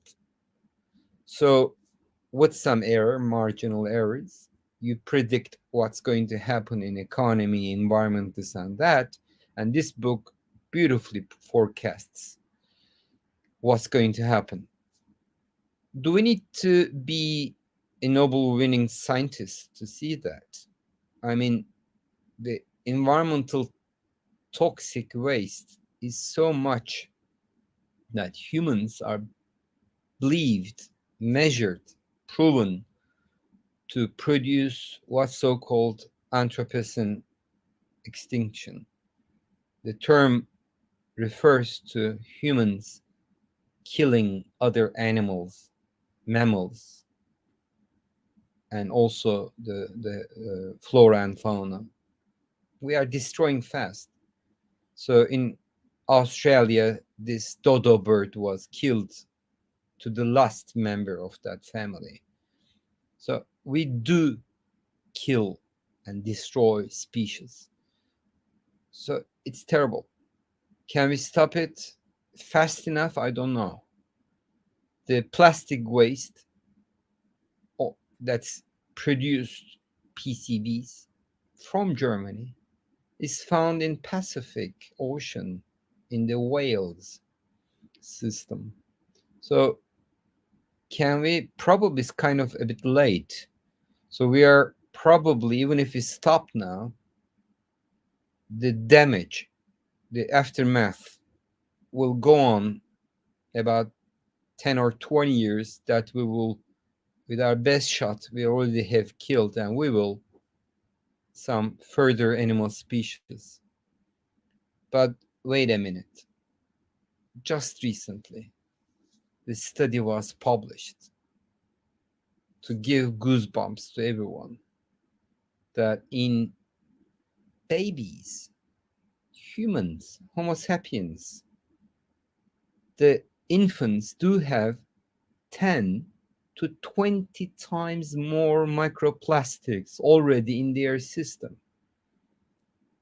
As a medical doctor, I cannot speak more on that. There is going to be so many consequences on this. More cancer, more allergic reactions, more diseases, chronic diseases, and so on. Already we have destroyed some mammal species, but we are all even acquire more than us for various other mechanisms that we need to study. Our colleagues in health faculty in nearest university, Dr. Taygun Dayı and Adile Öniz Özgören, have studied the patterns of eating habits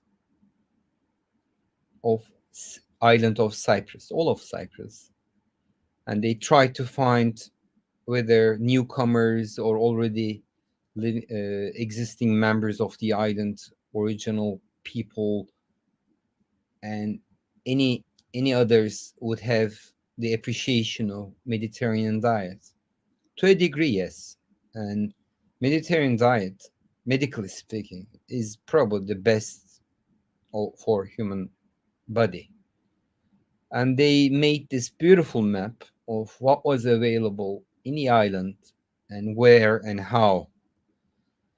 And also accurately mapped what should be eaten or consumed and drank. And interestingly, on the right-hand side of this figure, there is an impact to the planet. So from low to high impact to the planet, actually, whatever we are consuming, we are destroying our planet. Already this year, in August, we have consumed 12 months of world reservoir of the food available, or the whatever was available to us. We consumed it all. Now we are minus towards the end of the year. So this minus budget is not sustainable. When we keep up this type of consuming, there is no way for us to have the food sustainability. And so local farm production, in conjunction with proper selection of which food items should be consumed, would provide us a beautiful landscape ahead of us to get what we should do. This can be studied.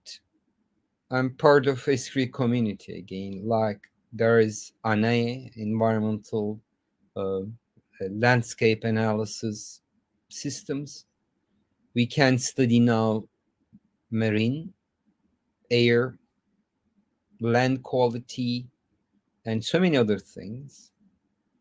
Together with humans, our food and the species all should be taken into one umbrella of study. So if somebody studies one little corner of that is good, but we need to concert all of these activities together. Like we need to understand that the aerosols from Sahara Desert do affect here. Or if we understand these ecosystems, then we would perhaps work in biobanks, the human tissue samples, to understand what happens in the next decade with microplastics. We still do ask, like, why all of a sudden we have so much Alzheimer's disease, neurodegenerative diseases. Did it start from these environmental toxics? Possible. but do we have samples that we can just work on together? These are possible. We need immediate actions. We need to work in the rewards in such a way that the good people working properly need to be appreciated, and the precision modeling is necessary. Cyprus is a beautiful island that I think we can model this part of the world with so many details of humans, air, water, land quality in conjunction with so many other projects. We are actually trying to embrace that with our innovation technology area, Nerita, like the example of the circular economy workshop, where we wanted to have from environmental engineering, Hüseyin Hoca, to business partners, to others, all stakeholders came together to discuss my waste could be a solution to somebody else. This is critical. We need to improvise and find these very fast. Coming to the final part, my dilemma as a medical doctor, I could choose human health as the highest priority. I swear to that. But giving too many antibiotics, I might be destroying the natural habitat. So it comes to a point that we have to be careful that just for the sake of few cases, do we have the luxury to destroy all the living organisms in the habitat? We are already suffering. I did myself as well with superbug infections. I just lost a family member this week. So we have to be so careful. And we started changing our oath in some places that we need to swear as medical doctors, health professionals, and environmental engineers, and so on, dedicate ourselves to planet health. And if we do, perhaps we can revise and get back on our feet. The nature will win, but perhaps we can save more species and ourselves more than anything else. Thank you so much.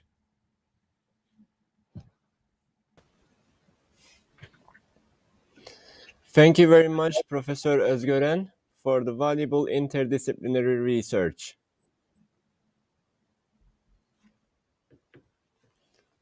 Okay, as our final guest, I would like to invite Professor İbrahim ALSHAREEF and Professor Senem Başaran, but unfortunately they were unable to be with us today. Therefore, because they have shared their pre-recorded presentation videos with us, now I would like to present you the research of our distinguished keynote speakers, and the session will be closed. Thank you for being with us.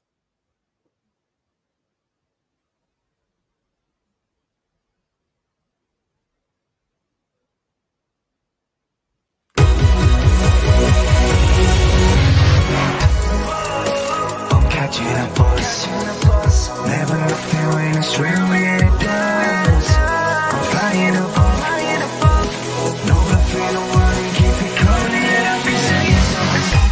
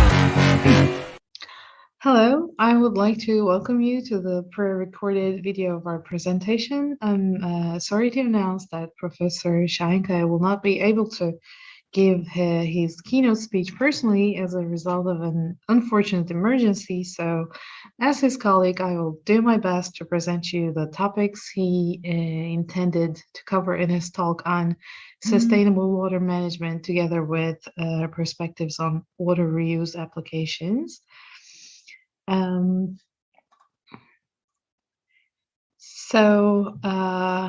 will be visiting briefly the current state of global water resources, wastewater reuse applications with some examples of international projects, and lastly, mentioning the bottlenecks and risks associated with the implementation of wastewater reuse practices in our presentation. In order to increase the motivation for wastewater reuse, we should be reminded that the global budget for freshwater is very limited. Freshwater constitutes only 2.5% of overall global water presence, and the majority of freshwater is held in glaciers and permanent snow cover. Hence, a very limited amount of freshwater is available for human domestic use. And in addition to the globally limited freshwater budget, water resources are not distributed evenly around the globe, and many populated parts of the world are indeed experiencing serious water scarcity problems. We see that the southern countries have been historically facing the drastic effects of water scarcity, and unfortunately, the northern countries have also started to experience water stress and water scarcity. When we look at Turkey as an example, we see that the average annual precipitation, which is around 643 millimeters, and this corresponds to a total of 500 billion meter cubes of water volume. However, half of this is lost due to evaporation, and a portion leaks into aquifers, and thus are also lost from the water budget. And some are also mixed with rivers and lakes as surface water. So a limited amount is coming from neighboring countries and are retrieved from groundwater, contributing to surface water again. Hence, Turkey's overall water potential is reported as 234 meter cubes, billion meter cubes, and it is important to note that the technically and economically exploitable amount is only around 110 million meter cubes. So if we look at the water usage in Turkey, we see that the majority of available water, around 70%, is being used for irrigational purposes, followed by drinking water and urban usage and industrial usage, having almost equal shares. And if we pay attention to the estimated water use in 2023, then we realize that we will be reaching the threshold for water shortage. So this is an important note. And there is this Falkenmark indicator, or water stress index, which is introduced as an index with a unit of meter cubes per person per year, and it is to measure water scarcity as amount of renewable fresh water that is available for each person in a population of a region. So according to this index, If the amount of renewable freshwater falls between 2,500 and 1,700 meter cubes per person per day, then this population is said to be under water stress. And if the index value falls below 1,000 meter cubes per person per year, then the situation is defined as water scarcity. So in view of this index, Turkey is currently classified as a country as a population under water stress, with an estimated population of 100 million in 2030. The index value would be down to 1,120 meter cubes per capita per year, so which is very near to the water scarcity range. So having this framework for presence of freshwater resources, there are certainly many measures that can be taken to decrease the amount of domestic water use, which are fairly easy to implement at every household. And some examples include using smart water fixtures and making more clever decisions while using water and or reusing freshwaters for other suited activities such as toilet flushing and car washing.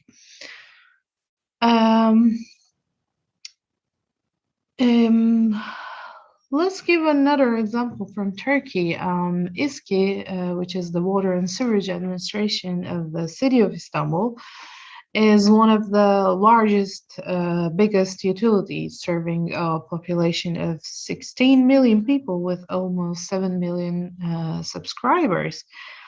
And there are 21 water treatment plants with a total capacity of almost 4.5 million meter cubes per day, and with an additional storage capacity of almost 2 million meter cubes. And the capacity of wastewater treatment plants, on the other hand, is almost 6 million meter cubes. And we see that among these wastewater treatment plants, only a very limited number of plants actually employ advanced biological treatment. These correspond to only 30% of the total wastewater being treated for nutrient removal.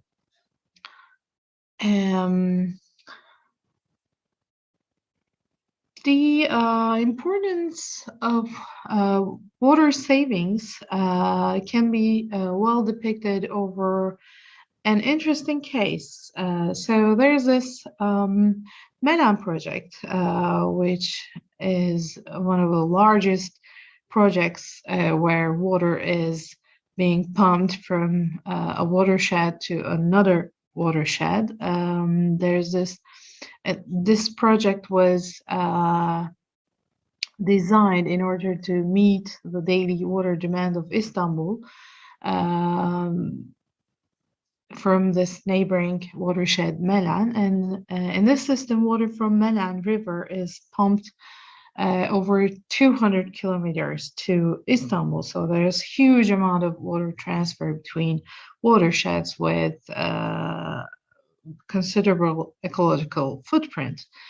So having this in mind, so we have the city of Istanbul with population over 14 million, around 16 million people, and the daily domestic water use is around 2 million meter cubes, and the daily flush water use is around 500,000 meter cubes. And interestingly, the daily water being pumped from Menan over 200 kilometers is around 450,000 meter cubes. It is interesting. The daily gray water generation is around 1.5 million meter cubes, and daily low strength gray water generation is around, again, 500,000 meter cubes. So the situation raises a very rightful question. Can't we use gray water for toilet flushing instead of using high quality drinking water, for which we operate a huge water transfer system with this considerable ecological footprint? Another important issue is the trends observed in dam occupancy rates, which fluctuates obviously seasonally and have a tendency to yield higher frequencies for lower occupancy rates. For example, last year the occupancy rates went below to down to 20% even in December. So the impact of climate change also cannot be overlooked in discussing water availability. And it is also important to note the physical and administrative water losses, which in the case of Istanbul adds up to 1 million meter cubes per year. So we've seen the picture on the current state of water resources and water usage, marking the importance of water management issues and other constraints such as climate change. So what about wastewater reuse applications? So considering the increasing pressure on our water resources as a result of increasing consumption and the effects of global challenges such as climate change, there is a growing interest on implementing water reuse practices in urban, agricultural, and industrial activities. So recently, the Water Management Directorate of the Ministry of Agriculture and Forestry of Turkey has published a guideline related to applications for the reuse of used waters. So this guideline refers to several alternative practices such as urban reuse, which includes irrigation of recreational fields and artificial ponds, etc., and agricultural irrigation, which can be practiced for irrigation of edible plants, irrigation of plants that are edible after processing, as well as non-edible plants, and used as drinking water for animals. And the environmental uses include augmentation of surface waters and or construction of artificial wetlands. There's also the possibility for industrial applications, which include use of such waters as cooling water, boiler feed water, or processed waters. And used waters can also be injected to aquifers for their replenishment and to mitigate salt intrusion in coastal zones. And lastly, it is also possible to plan direct and or indirect use as potable water.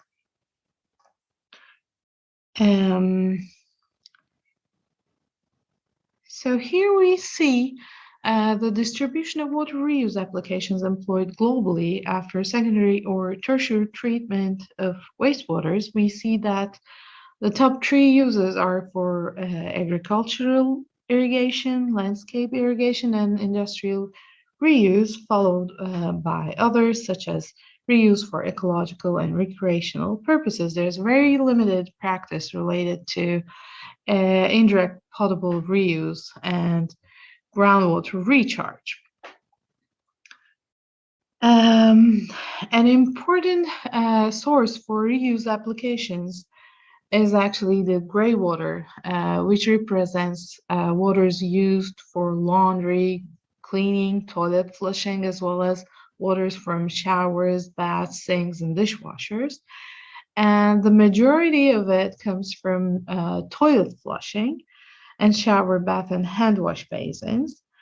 And the 2 pictures on the side of the slide show 2 different designs for immediate reuse of gray water for toilet flushing. And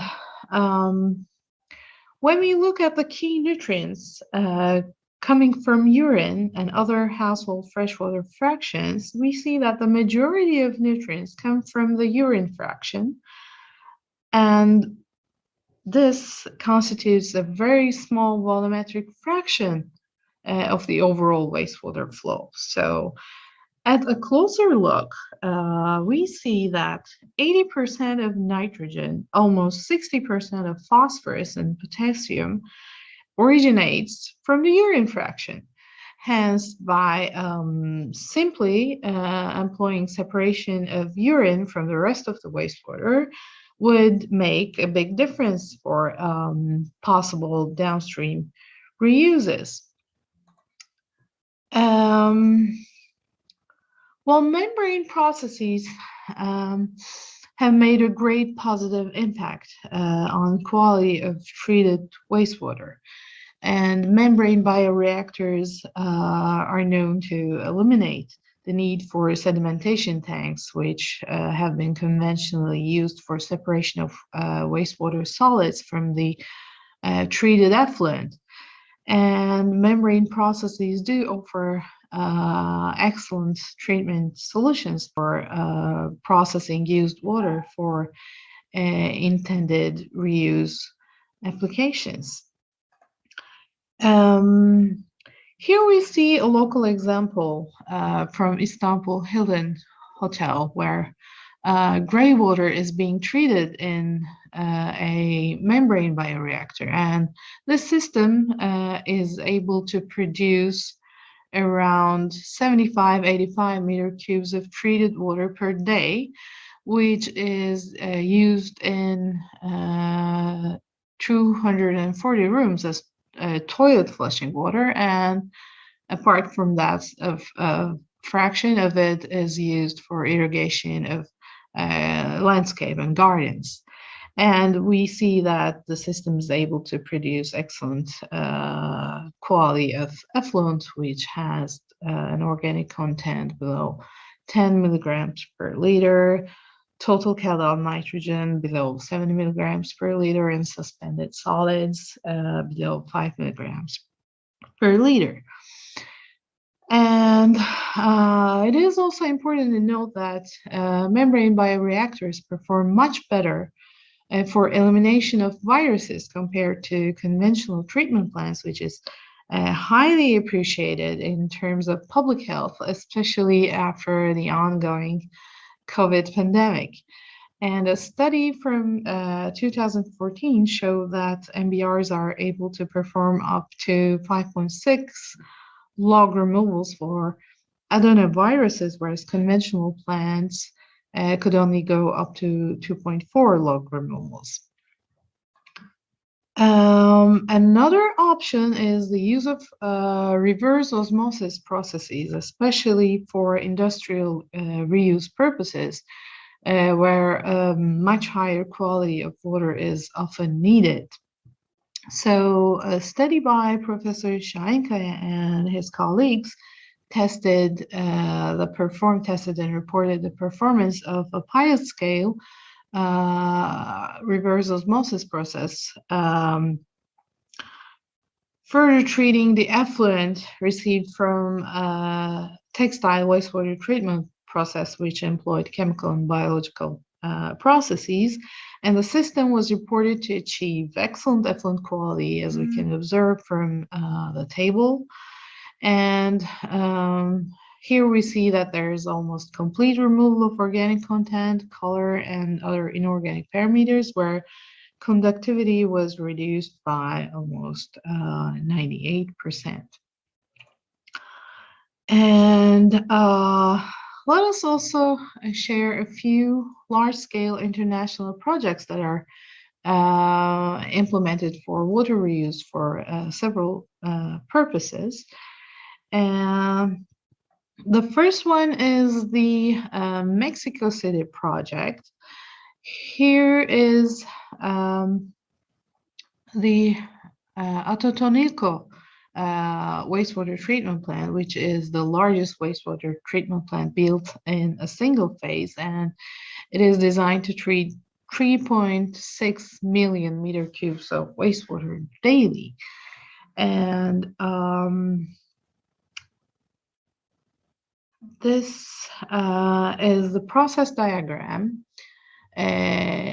which shows us that the effluents from this treatment plant after receiving conventional biological treatment and disinfection is sent to irrigation for reuse, and a certain fraction is being chemically processed, and after disinfection it is sent to augment surface waters and reservoirs. So this is a very big plant, treating 35 meter cubes per second wastewater flow. So here is another picture showing this wastewater treatment plant. And the treated water is mostly used for irrigational purposes, and the project reports that around 700,000 people living in this valley will benefit from this project, and almost half of this population live in irrigation zone. Okay, let's see another example from Singapore. This is an interesting example for water reuse, where wastewater is treated and used for both non-potable and potable purposes. In the new water process, used water is directed to a series of advanced filtration systems after being collected from the water reclamation plant. And the processes include microfiltration for removing microscopic particles, including a fraction of bacteria. And the effluent from microfiltration is fed to the RO system to produce high-grade water, which is then subjected to disinfection by UV and chemically balanced to ultimately yield high-grade reclaimed water, which is well suited for industrial reuse as well as for augmenting water reservoirs. New water is used in the semiconductor industry, particularly wafer fabrication, which is one of Singapore's manufacturing important manufacturing industries. And this industry uses ultra pure water for production purposes, while new water's low organic and mineral content made it a good fit for ultra pure water processes. And there's also indirect potable use, which is made possible through blending new water with raw water, which is treated before it is supplied to the consumers as tap water. And of course, it is important to note here that there is strong governmental support for the use of recycled water, as water sustainability had been a top priority for decision makers in Singapore. So this alternative uses could be made possible. Here are some pictures from the facility and the commercial bottles of new water. And here we see the water quality obtained in new water compared to certain water classes and standards, including WHO standards. PUB is Singapore's national water agency, so we see that in terms of color, presence of organics, and bacterial count, new water has superior water quality compared to all these standards. And Another example is from Sydney, which is the Wollongong water recycling plant. It is one of the 30 water recycling treatment and wastewater treatment plants in the Sydney area, and the population served is around 200,000 people, and the amount of wastewater treated daily is around 50 million liters. And the level of treatment is there's tertiary treatment employed in this plant, and the treated water is reused. A fraction of it is used on site for industrial purposes like washing down equipment and filter backwashes. And the city council uses the recycled water for irrigation purposes. And the golf club also uses the recycled water for watering the greens. There is this coal terminal also using the recycled water for dust suppression, and the steel company uses the recycled water for as processed water in steel manufacturing. And there's another example from Spain, Llobregat wastewater treatment and recycling plant. This Llobregat wastewater treatment and recycling plant project makes an interesting use of treated water. So in addition to uses such as agricultural irrigation and water reuse in irrigational purposes, water is used to increase the river flow and provide additional water resources to natural wetlands. And water is also used as a barrier against salt intrusion after receiving, of course, proper pre-treatment. And another example is from Belgium, the Torrely water reuse facility, where membrane processes are being used for treating wastewater before it is sent for alternative uses. This plant has been operating since 2002 and has a capacity of 2.5 million meter cubes per year. The source is actually the secondary effluent from wastewater treatment plant, and there's membrane processes, ultrafiltration and reverse osmosis employed.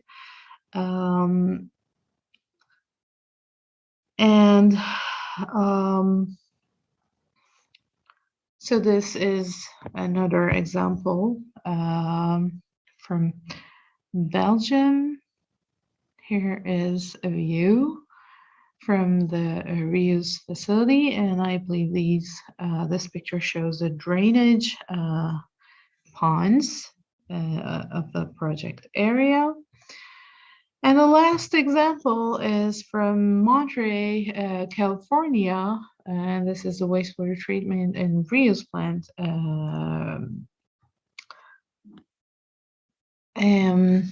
While actually Monterey County water recycling projects is a combination of two projects, the Castroville Seawater Intrusion Project and the Salinas Valley Reclamation Plant. The Salinas Valley is an area where serious water shortages are historically experienced, and the picture on the left shows the Salinas Valley Reclamation Plant, where wastewater is recycled and distributed through the Castroville Seawater Intrusion project. And on the right side, it's the Casterville Seawater Intrusion Project area, the distribution area. And well, in this project, 20 millimeter cubes per year is recycled and is used for irrigation of 5,000 hectares of agricultural land in the Salinas Valley.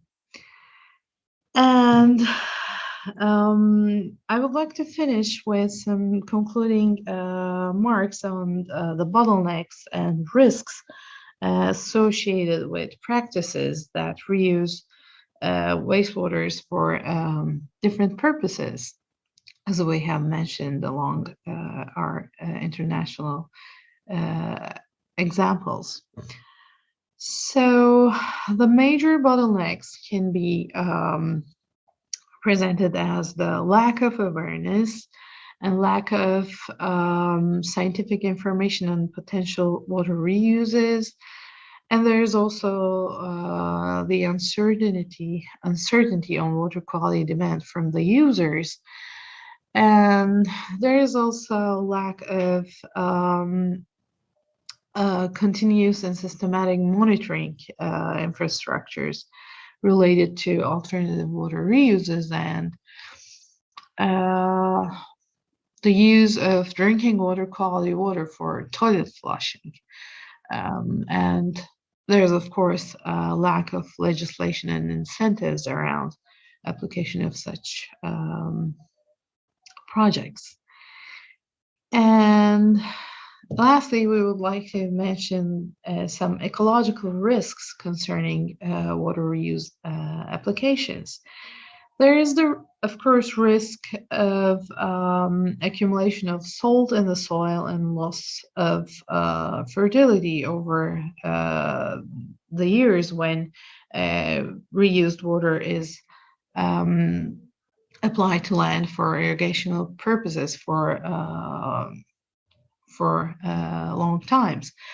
And there are also possible micropollutants present in wastewaters, which can be transferred to the used sites, and they may have impacts at the sites that these reclaimed waters are used. And there are also possible pathogens in wastewaters, which could be a public health problem where they are being used. And there's also possibility for transfer of pollutants to groundwater via infiltration, and also to surface waters via runoff. So, well, I have reached to the end of my presentation. Well, actually, Professor Şahinkaya's presentation. I would like to thank the audience for their kind attention, and I would like to thank the committee for providing us this opportunity to make this presentation. So thank you again. Goodbye.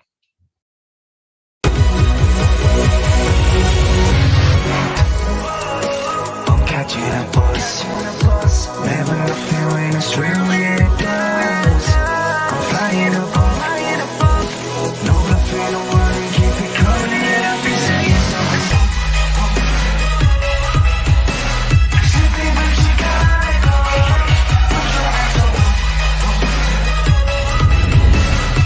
Can you feel the rush? So let go. Feel the rush, adrenaline running through us.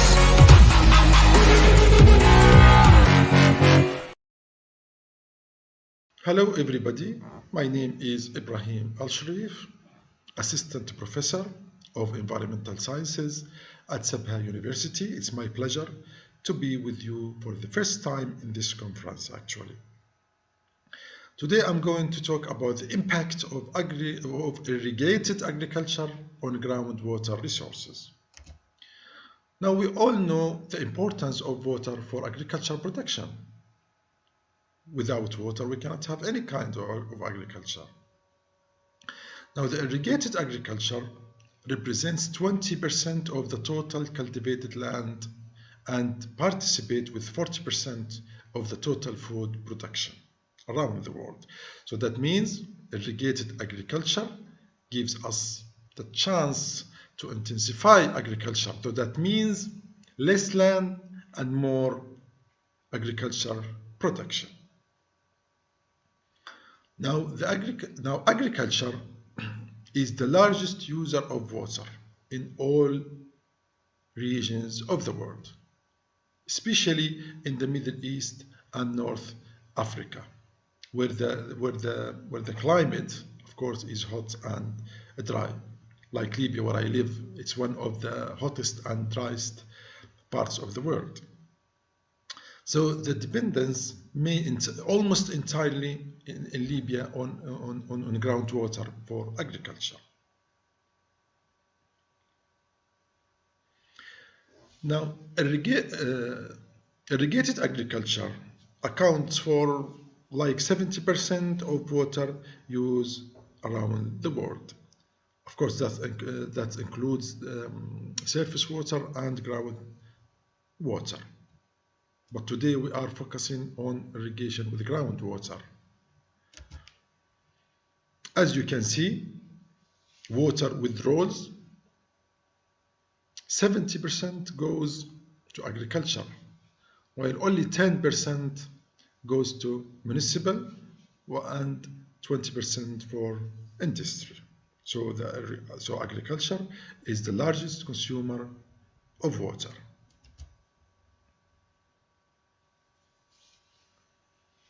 Okay, now the use of irrigation in agriculture allows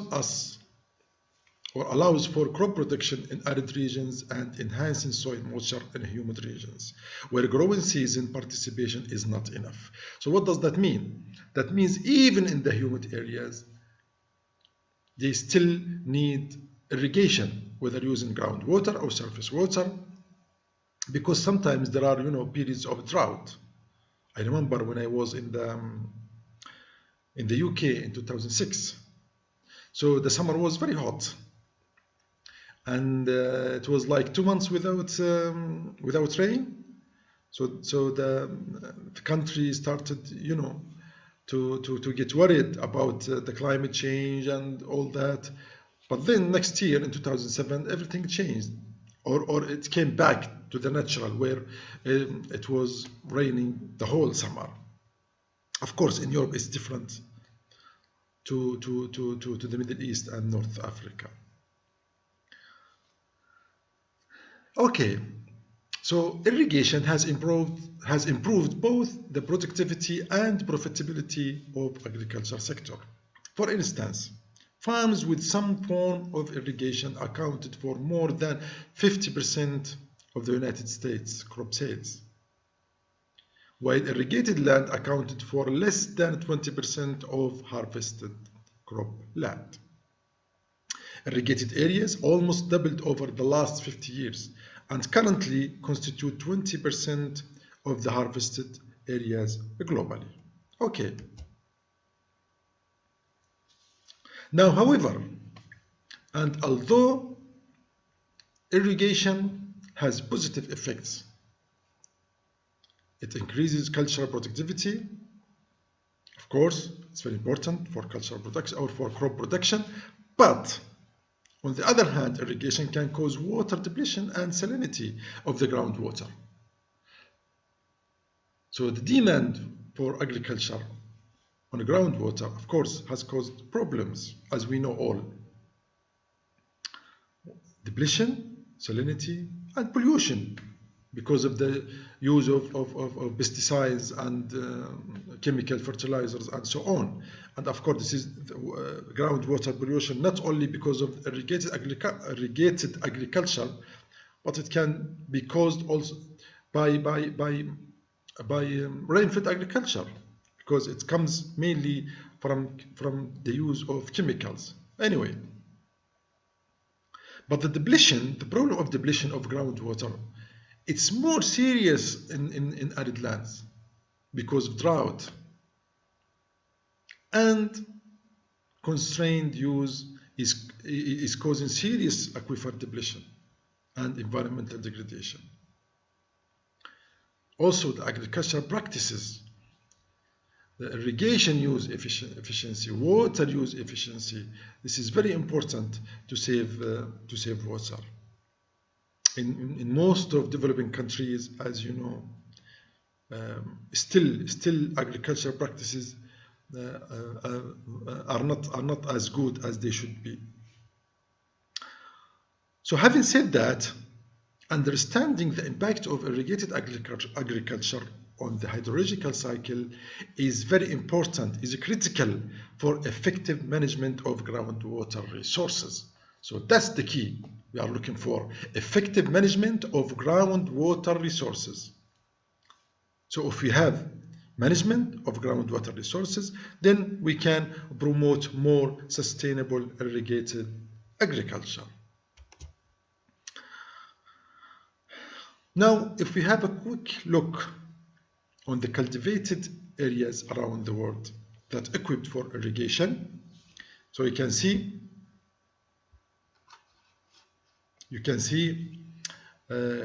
from less than 1% up to more than 50% with the blue color.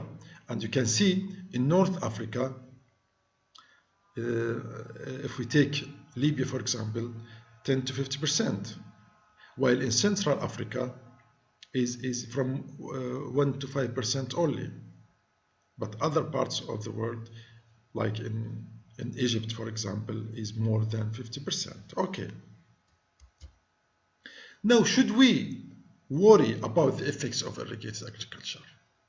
Now, the answer, I think, yes, as we will see now.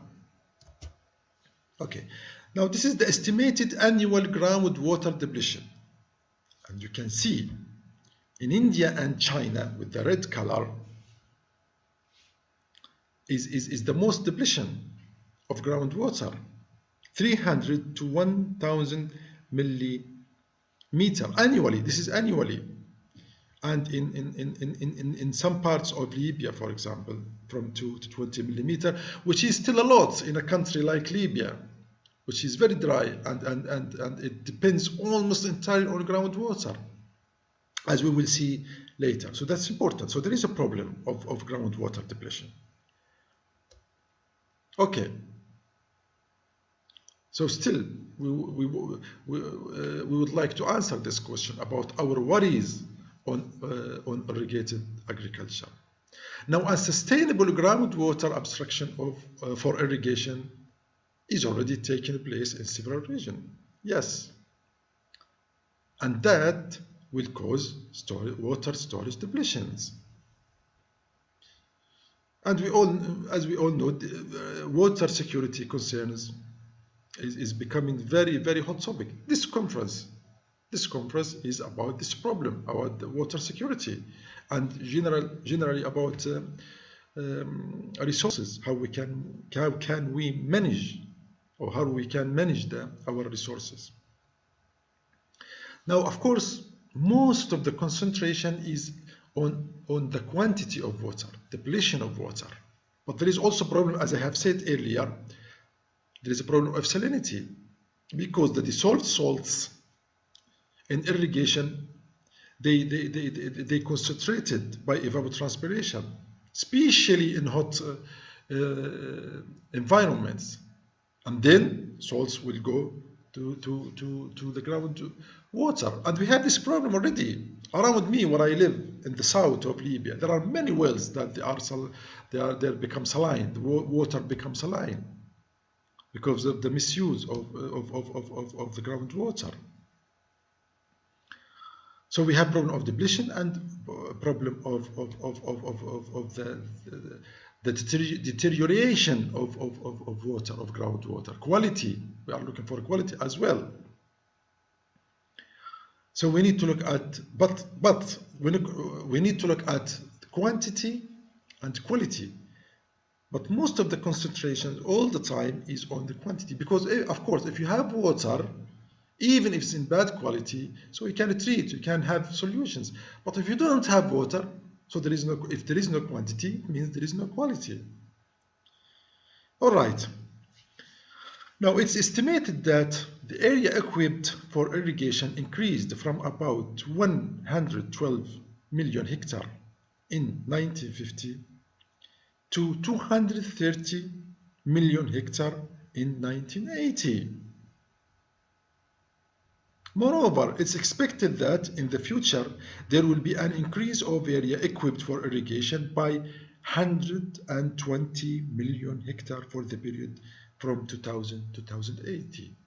So this is a significant increase. Now the last 20 to 30 years have witnessed a significant increase in groundwater use for irrigation, especially in dry lands. Now, in India, for example, irrigated agriculture using groundwater has increased 500% since 1960.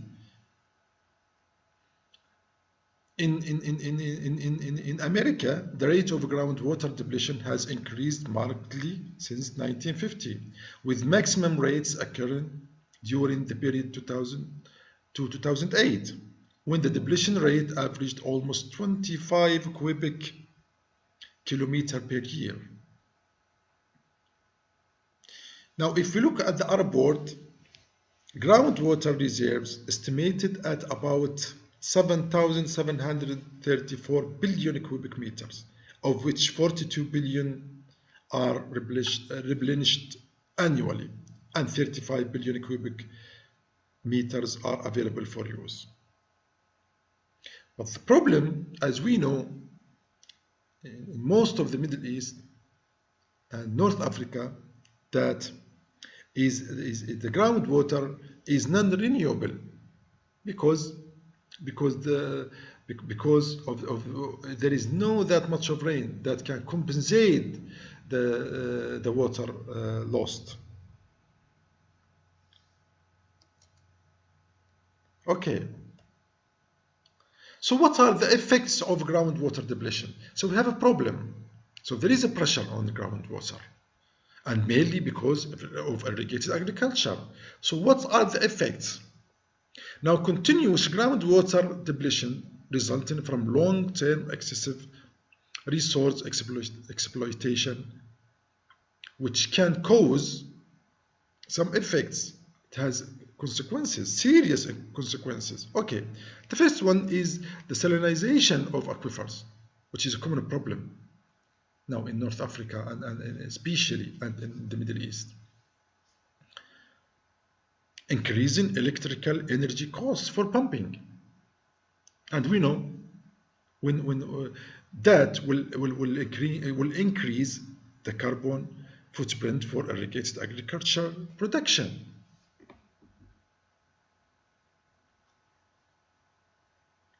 Now, there is also potential for causing increased erosion.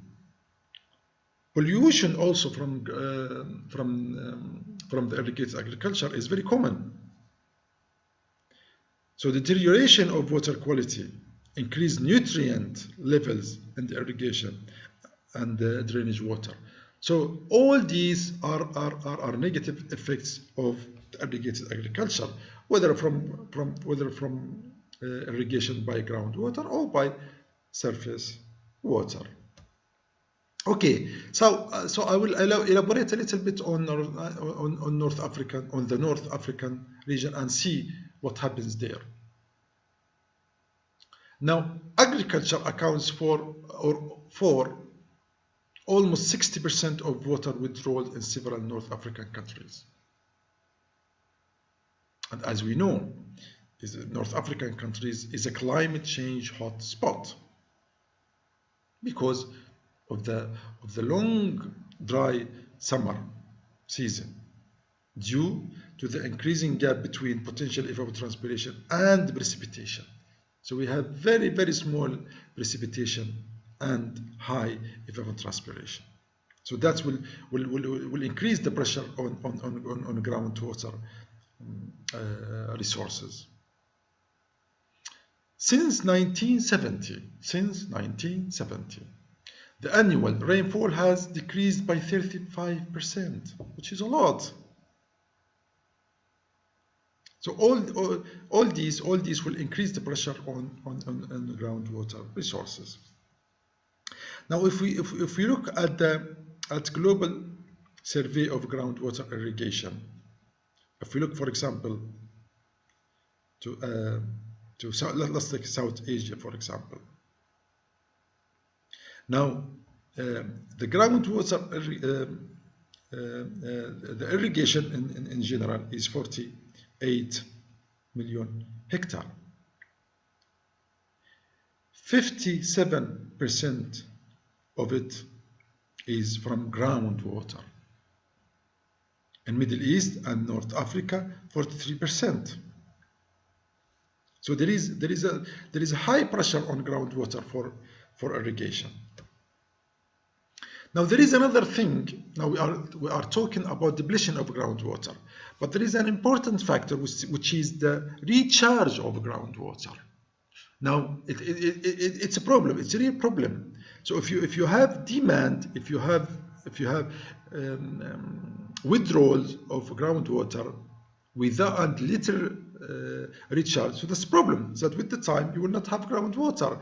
Now if you look at the red color at the map, like Libya, like Mauritania, North African country, like in Egypt, all these, and part of Chad, Niger, Mali, all these countries, the recharge rate is very, very, very, very, very, very slow. Less than 0.025 meters per decade. While in the central part of Africa, for example, is much better. So we have a real problem in the North African region and parts of the South African region, as you see on the map. Now, as we all know, North African region is I think the most water stressed region in the world, and there is a crisis, a real crisis of water. Especially in the future, if the current situation continues like this, the region will face a big problem, lack of water. Now, the region is made up of 22 countries. If we are talking about the Arab League, in general, 22. Number of them is in the North Africa. Now, as I say, the precipitation is very, very small, less than 6. In Libya is less than 100 millimeter per year, or 200 millimeter at maximum.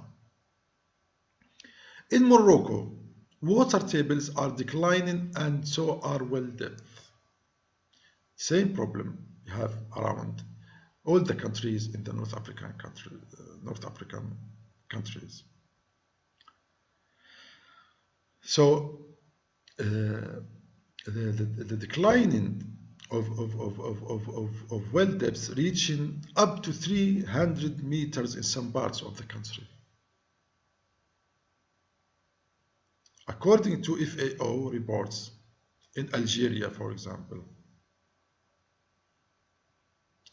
there are drops in water table levels reaching up to 1 meter per year.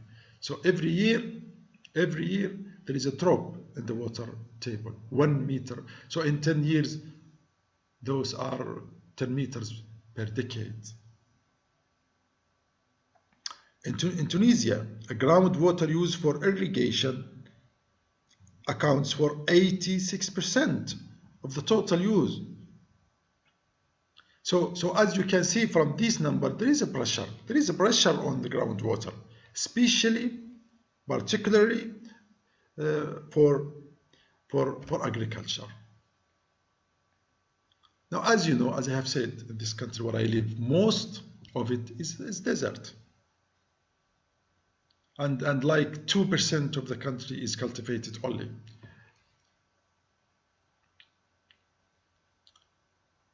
Okay, now the agricultural water withdrawal from all water resources is like 4,850 million cubic meter per year. There is a pressure on especially as I have said with the regulations, they are there, laws are there. I mean, for agriculture and irrigation, but they are not implemented. They are not activated. You know the situation in Libya, especially, and also in other countries, Tunisia. So there is a misuse of the groundwater. Now in Libya, the aquifer system had been severely depleted by obstruction for agriculture, with water declines reaching 60 meters between 1960 and 2003.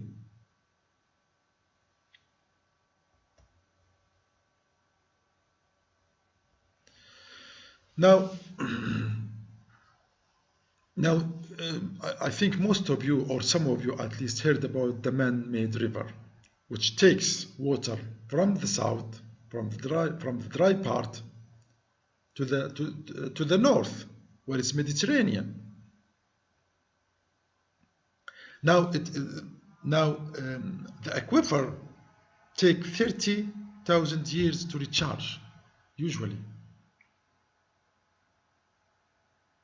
And the overuse means that the water table continually declines, creating a phenomenon of aquifer chasing, which means the collection system has to bore ever deeper just to maintain water supply.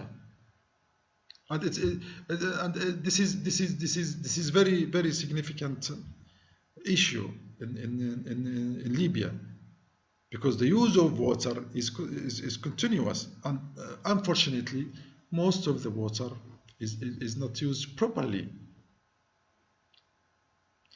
This project was aimed to irrigate 150 hectares and 20% only for urban use. But again, the problem is these sources, groundwater in the North Africa and in Libya, especially in the south, is non-renewable. So with the time, there will be no water. I don't know how long it will take, 10 years, 50 years, 100 years, but at the end, we will have no groundwater. Okay, so we agreed all that. We have a problem, especially in Middle East and North Africa, with the depletion of groundwater, and there is a pressure on the groundwater, and that comes from the nature of these parts of the world. They are dry, very little precipitation. Most of the countries depend almost entirely on groundwater. But generally, we have challenges. We have challenges. Before we go to the suggestions for addressing this problem, let's look at the challenges we have. Now, the first challenge is the climate change, particularly the increases in temperature. It reaches sometimes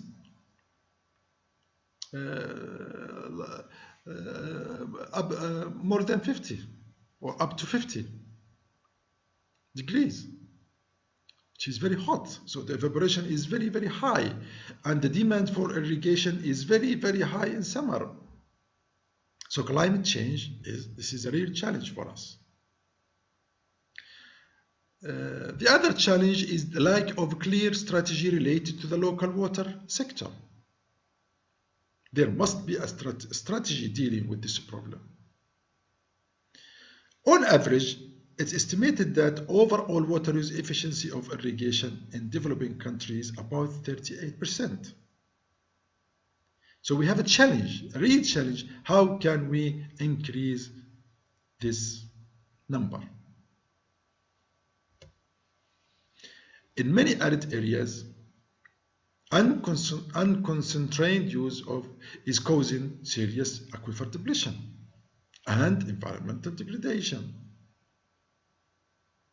So we must look at the agricultural practices we have, the use of water, what kind of crops we plant.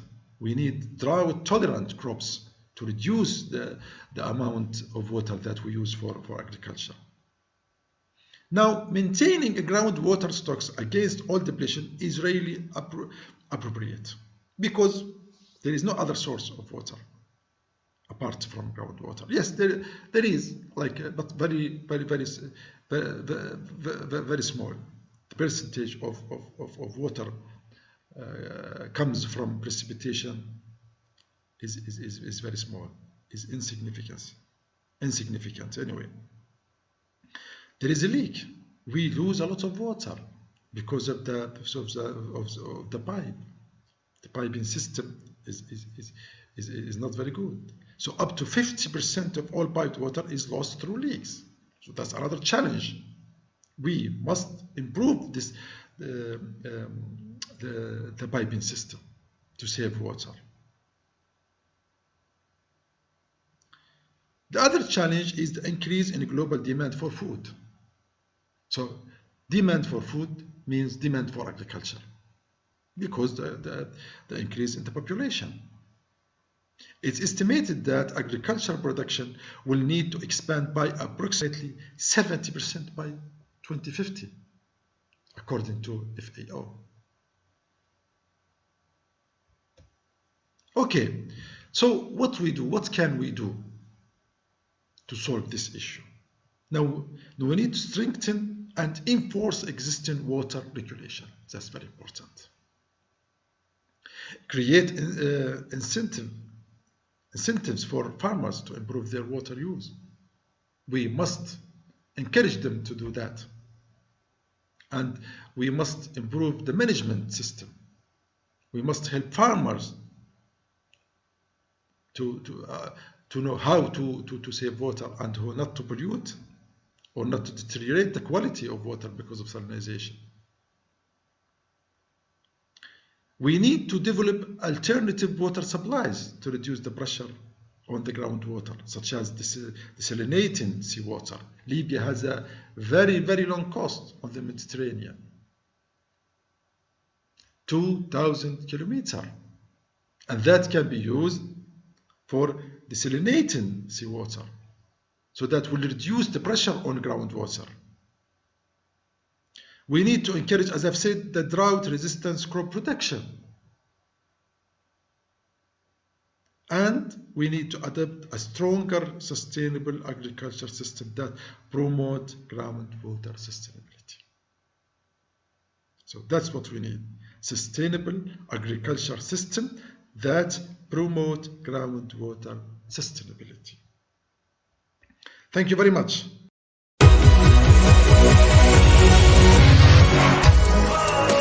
I'm catching a bus, never nothing when it's real.